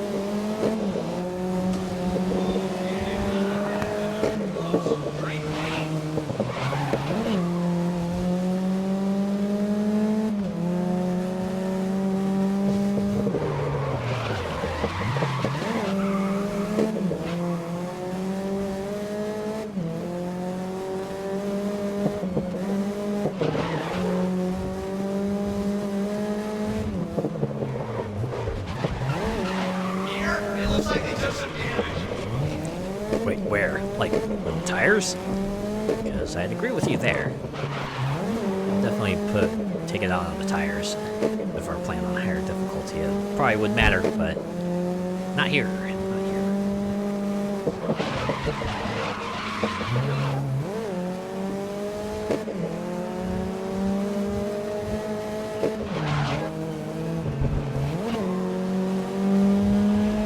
Did it. We hit the finish line.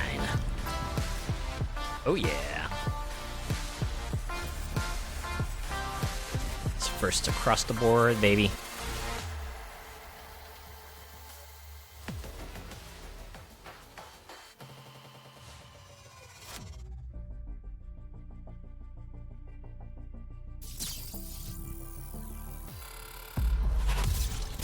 That level 67. That'd be wild if all the DLC actually brings me up to like level 99. With the rate I'm leveling, wouldn't be surprised. I don't know how the experience curve is. Like, is it just like a flat amount of XP to get to the next level, or not? I don't know.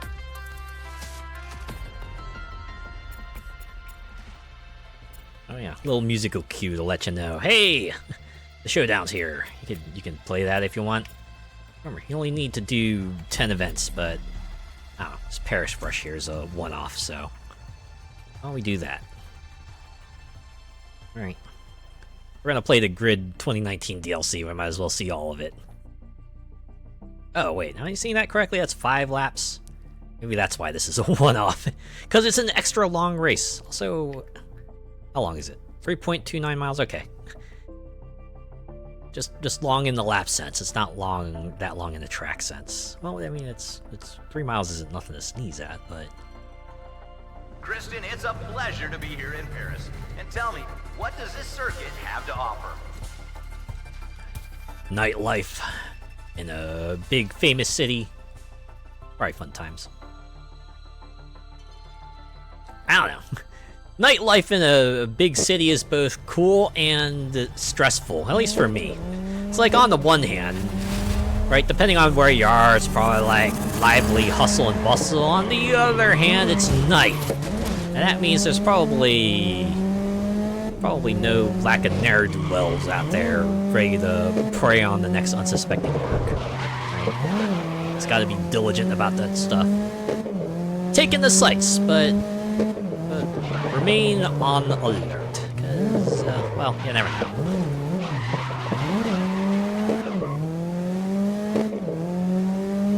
Probably especially exciting if you manage to go on a night where they're doing something special, right? Like some sort of special event. Whether it be something like a holiday or just a special event that's happening in the city in general.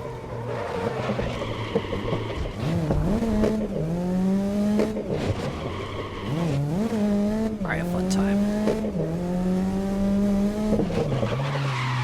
Well, I guess depending on who you are, after a certain point, you just kind of want to duck away, right? You had your fill of the big event, you just want to maybe go to a quieter spot or just like go back to your place and lying down. That's all fine too.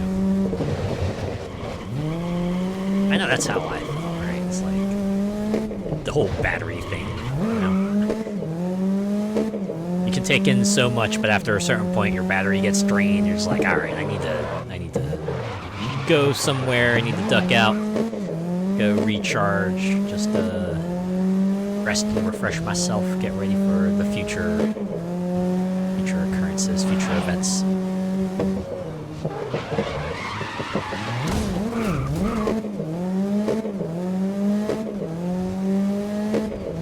Its lap lap time looks like it's gonna be pretty long too, so this race is gonna be a long runner. Maybe one, but it's gonna be one long event. Can't believe they bamboozled me like this. 3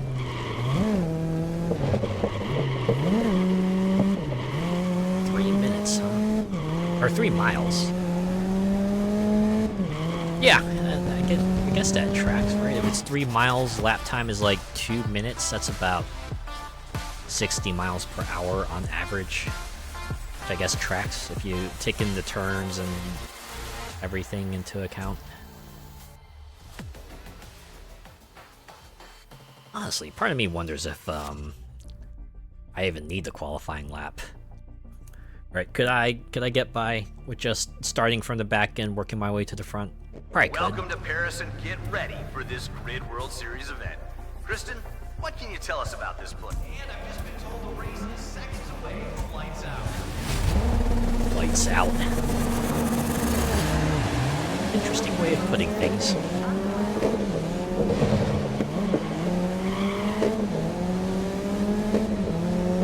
Five laps. Got 5 laps of this.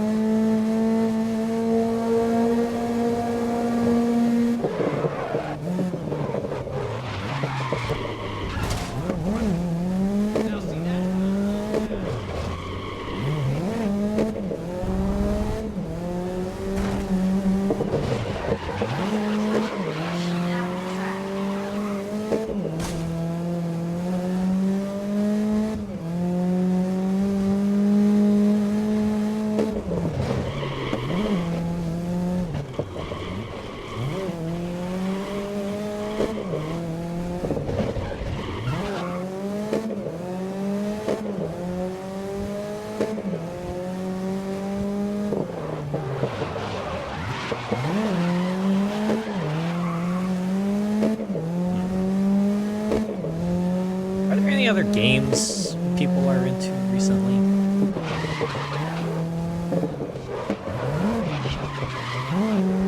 don't know if I mentioned this yet, but I did get back into Remnant 2. Right, remember last year when I tried to do a playthrough of Remnant 2, but it went and like tanked my system so hard. I played something else that night and never really went back to it. I finally decided to continue that campaign, right? Ill-fated campaign that would have been an on-stream one, but sadly wasn't. Went through that, just like... Forgot how much I enjoyed it. Right, I was like, went back to the final area again, I was at the fight, the final boss again, I realized I was like, oh my god. Even though I played the final boss, right, I fought it before, I was excited to do it again.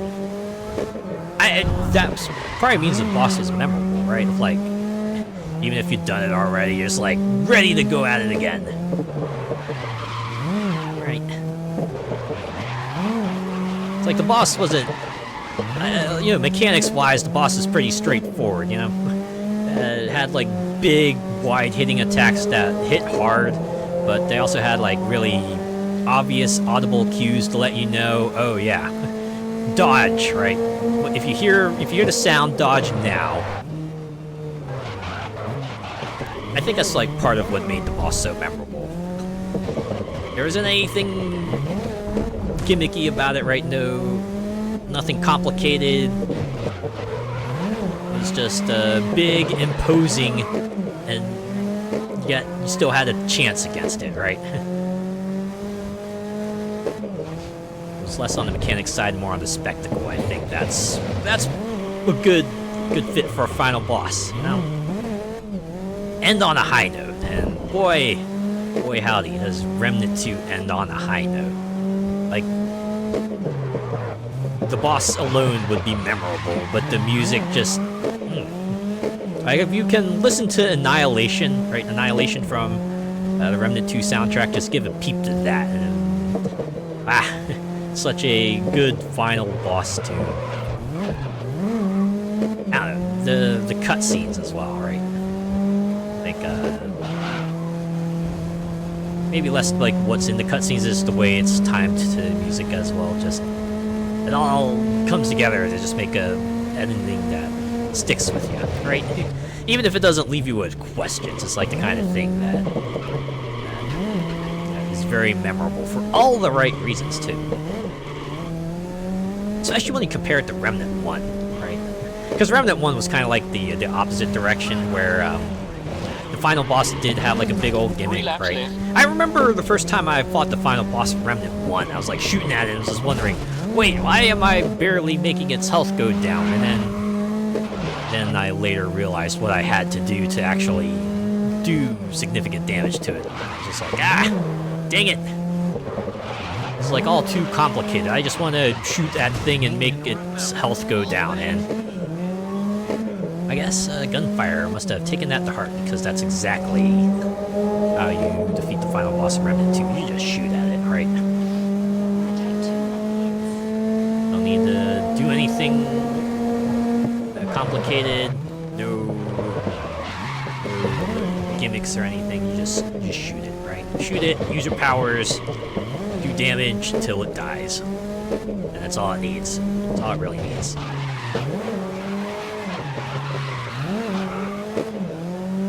Maybe once I upgrade my rig, once I get a better rig, I'll try Remnant 2 again. I really do want to play through that, at least on stream once, because I just want to share my enjoyment of that game. Yeah. I ran the campaign, beat it a second time. I might try it again, right? Do it again on a higher difficulty, because I know the game does give you a reward for each difficulty clear. Up to the hardest one. Probably says something that about Remnant 2 that I'm kind of willing to give the hardest difficulty a go.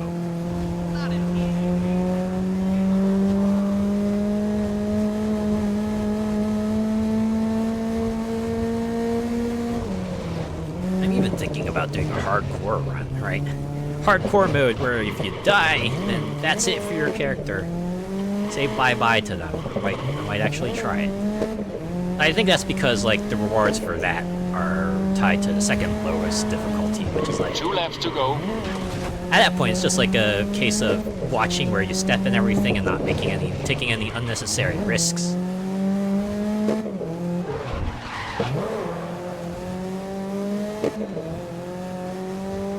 Like, the only real hang-up I could think of, or at least the real bottleneck, would probably be the Labyrinth boss fight. And that's because that's like one of the gimmick fights where the chance of instant death is like right there, because the boss consists like a bunch of cubes, right? And they roll around the area, and of course they have the chance of actually rolling on top of you. And as you can imagine, there's no second chances there, right? If they squash you, you're done. Normally, you get spit out back to a checkpoint. But in hardcore, it's like, well, that's it. Your run ends there. And I think you got to do a no-death run all the way up to and including the final boss if you want those rewards. At least the nice part of it is that if yes, unless like the item really helps with your build, then you probably don't need to go for it. Right? It's nice. It's a thing that's like nice to have, but otherwise, it's really there to just let people know. Yeah, I did it. I accomplished that feat.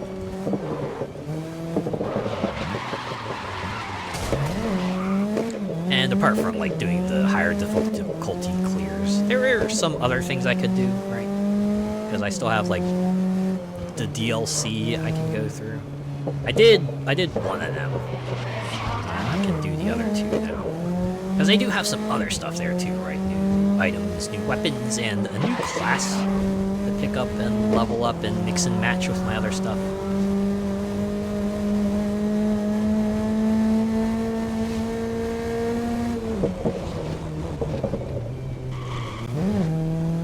And then there's like the whole prisms thing too, right? They added that in like one of their final updates, but just another degree of customization for your character. So this one's like a bit more RNG based, even if you do have ways to kind of manipulate that RNG into something you can handle.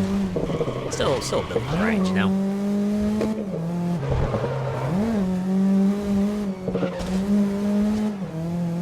Once I do my other live 2D debut, one of my hopes, right? Live 2D debut and get a better rig. Maybe I'll see if I can maybe ask some people if they want to do like a Remnant 2 collab. Pretty conductive to it too, because one of the things the Remnant series has is like an adventure mode. Right, you don't have to roll in it through the entire campaign. You could just roll through one region, right? I feel like it's probably like not too much to ask for. Like, yeah, you know, the Rick and Morty meme. Yeah, just a quick adventure, right? Easy in, easy out. Although they say it's obviously not going to take 20 minutes, because it's not that. Oh, yeet! Ow! Hello, Muckpie. Thank you for on those objects.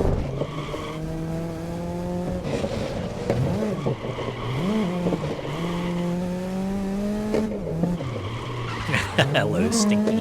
Hey, I took a shower yesterday. How are you doing?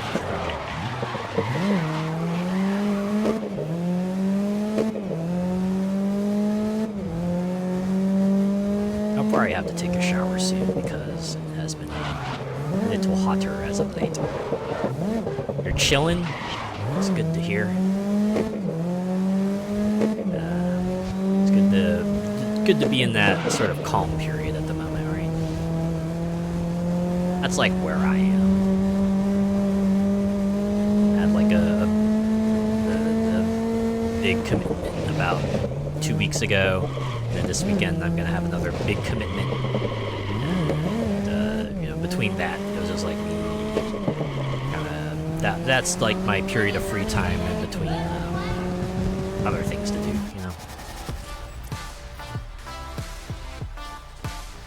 11 minutes of racing, and I only get 50,000 credits for it. Compare that to the other events I go to, where I race for like maybe, you know, 4 to 6 minutes. I'm getting like hundreds of thousands.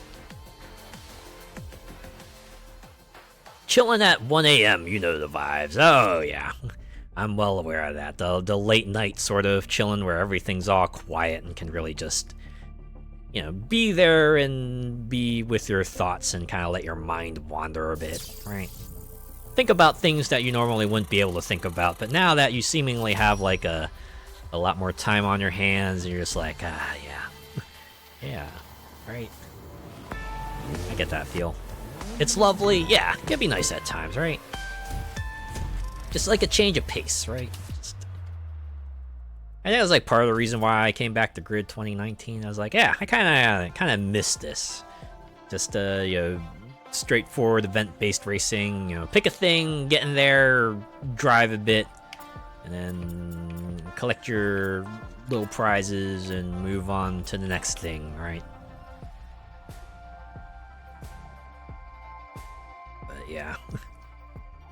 We didn't get through the entire Street series, but knowing these, right? It's like 4 rounds, 4 rounds, 4 rounds, and then we have this showdown 1 round. It's like, gonna take a bit to get through. Are all of these like set up the same way? You got like mostly the 1 and 2 rounders to start, and then you get like your 1 round endurance race, and then your 4 rounders, and oh my god. They are all really structured the same way, huh? 14 events with like the same general layout, then you get the showdown, right? The 1 round showdown, and then the overall showdown. Man.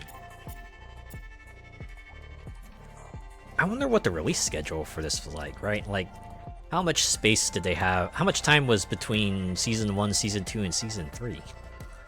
Depending on like how quick the development cycle was, it might be understandable that, you know, things are as similar as they are. But, yeah. Been racing for a bit. We got through 11 events, right? Managed to take home the gold in a lot of them, so feeling pretty good. Right, probably wrap up the Street Series next week. Maybe jump into the pro racing a bit, and then, you know, keep on going through like that, right? We'll play it by ear and see see how many we get through each week, and then you know, at some point we'll have the seasons finished, right? Then we'll truly have seen everything Grid 2019 has to offer.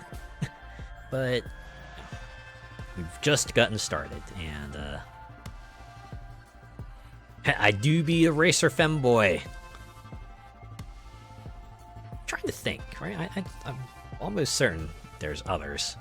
I mean, I know I do. I know racing games like racing stuff is kind of like a big thing that I do. But I imagine there's like other femboy VTubers out there that at least do some degree of racing.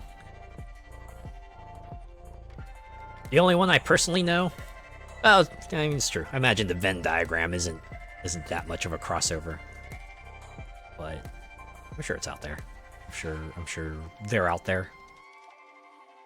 Maybe they don't necessarily do, like, say, sort of simcade racers like I do, right? I imagine most of them probably do, like, kart racers, especially Mario Kart and Sonic racing games, and those are cool, right? They're great games, but I enjoy these, right? It gives me a wider range of things to pull from and check out and have fun with, and hope you have as much fun watching me play them too. Alright. Yeah, I guess I like going vroom chat. Yeah, it's part of the fun, right? Just like driving in cars that you wouldn't be able to otherwise, and driving in places you wouldn't be able to otherwise, and, you know, doing things that you might not be able to do in real life otherwise, right? Like, you know, who's gonna actually drive a compact car through the dirt in real life? That's just an invitation to trouble in more ways than one, you know? But hey, depending on the game, you can do that in the game, and they're fine with it. But yeah, I guess for now, I go ahead and call it here. Yeah, Thanks to everyone who came by and hung around and chatted. And even if you just lurked, I appreciate each and every one of you. I'll be back on Friday, where I'll continue south of midnight. We're about halfway through the game, right? We're in chapter 8. There's 14 of them. Granted, I don't know how much longer the later chapters are, but yeah, we'll see. Again, we'll play it by ear. Friday's stream might be a shorter one because I do have things to do on the weekend that I should prepare for. But you know what? We'll see how far I get then, right? Hope you look forward to that. But let's look for someone to raid now. Right? Let's see who is out there. Well, first I can let me fire this up. Video on YouTube that just has a loop of the Grid 2019 menu music. Pretty nice. It's not like a perfect loop, but it works well enough for what it is, right? Okay. Let's see who's on.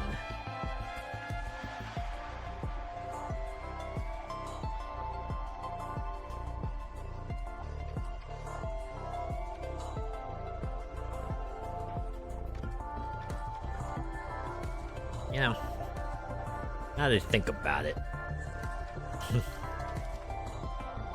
We back from ad jail. Good old ad prison. Always a troublesome thing. Apologize for that, but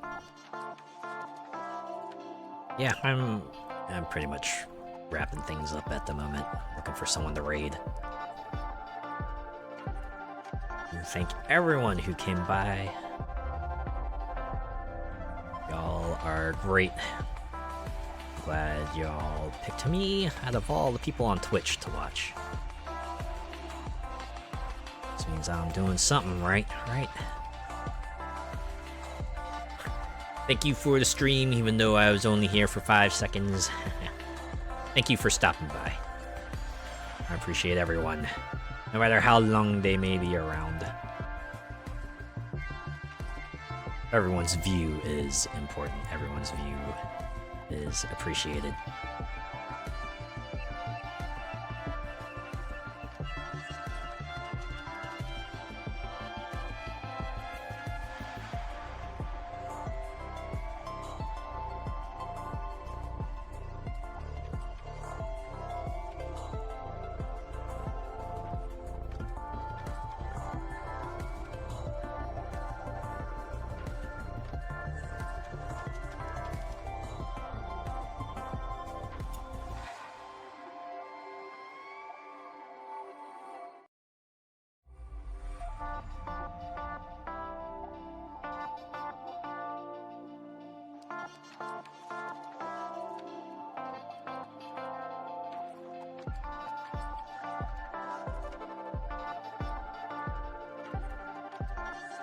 You know what?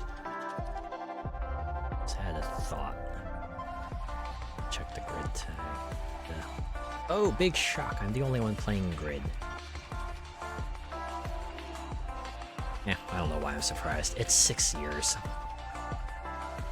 There have been plenty of other grid games to... Well, not plenty. There's been Grid Legends, I guess, if you want to play the most recent grid game. There's that. Not to mention Grid 2019 is delisted now, so... If you don't have it now, then it's highly unlikely that you'll pick it up. Unless you happen to luck upon a Steam code. But...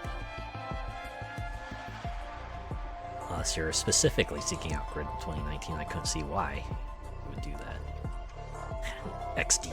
XD!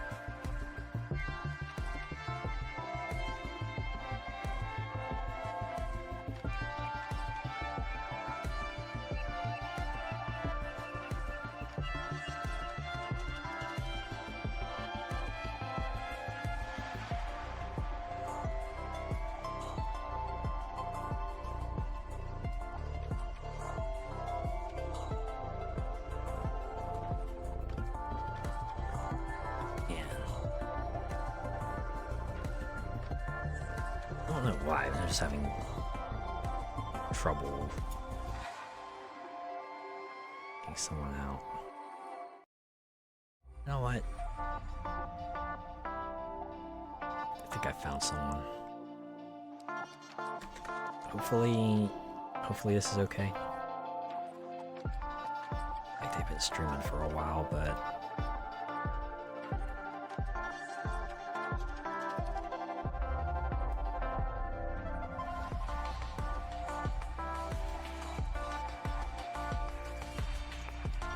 see how things are going.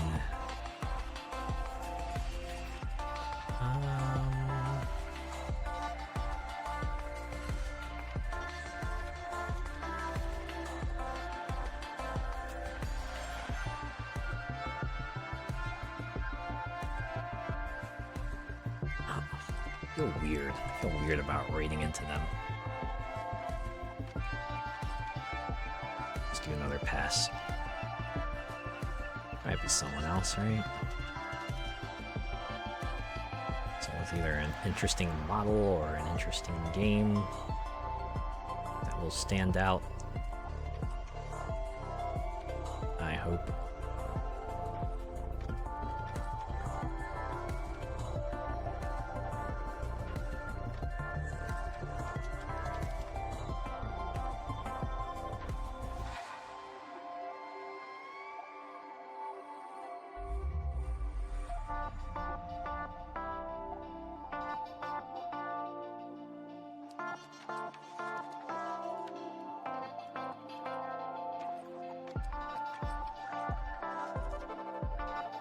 Yeah, made up my mind. I'm gonna keep looking.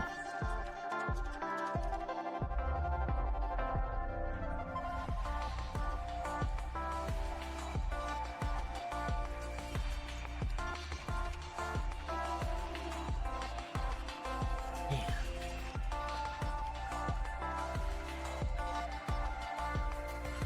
But they're just like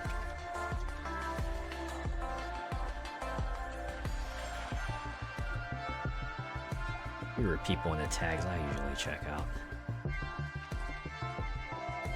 I don't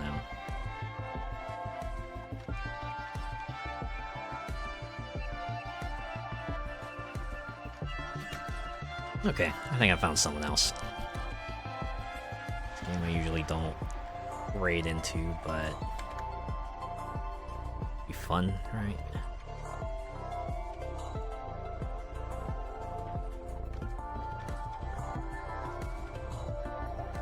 Take my time, just vibing while listening to the music, and you all, thanks. Thank you for being patient. But, okay. In case I think I found someone, so...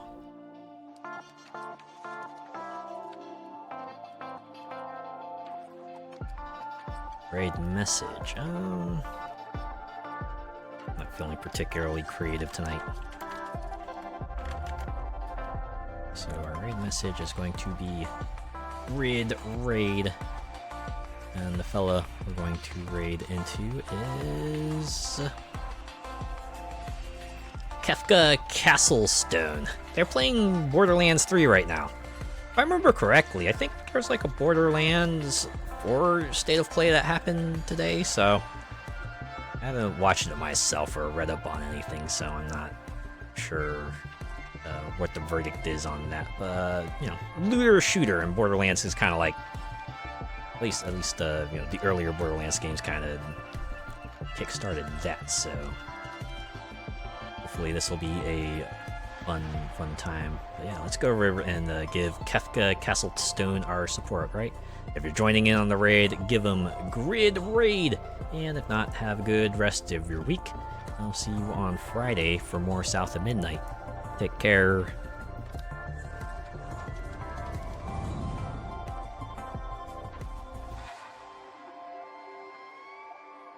Is that an intentional typo?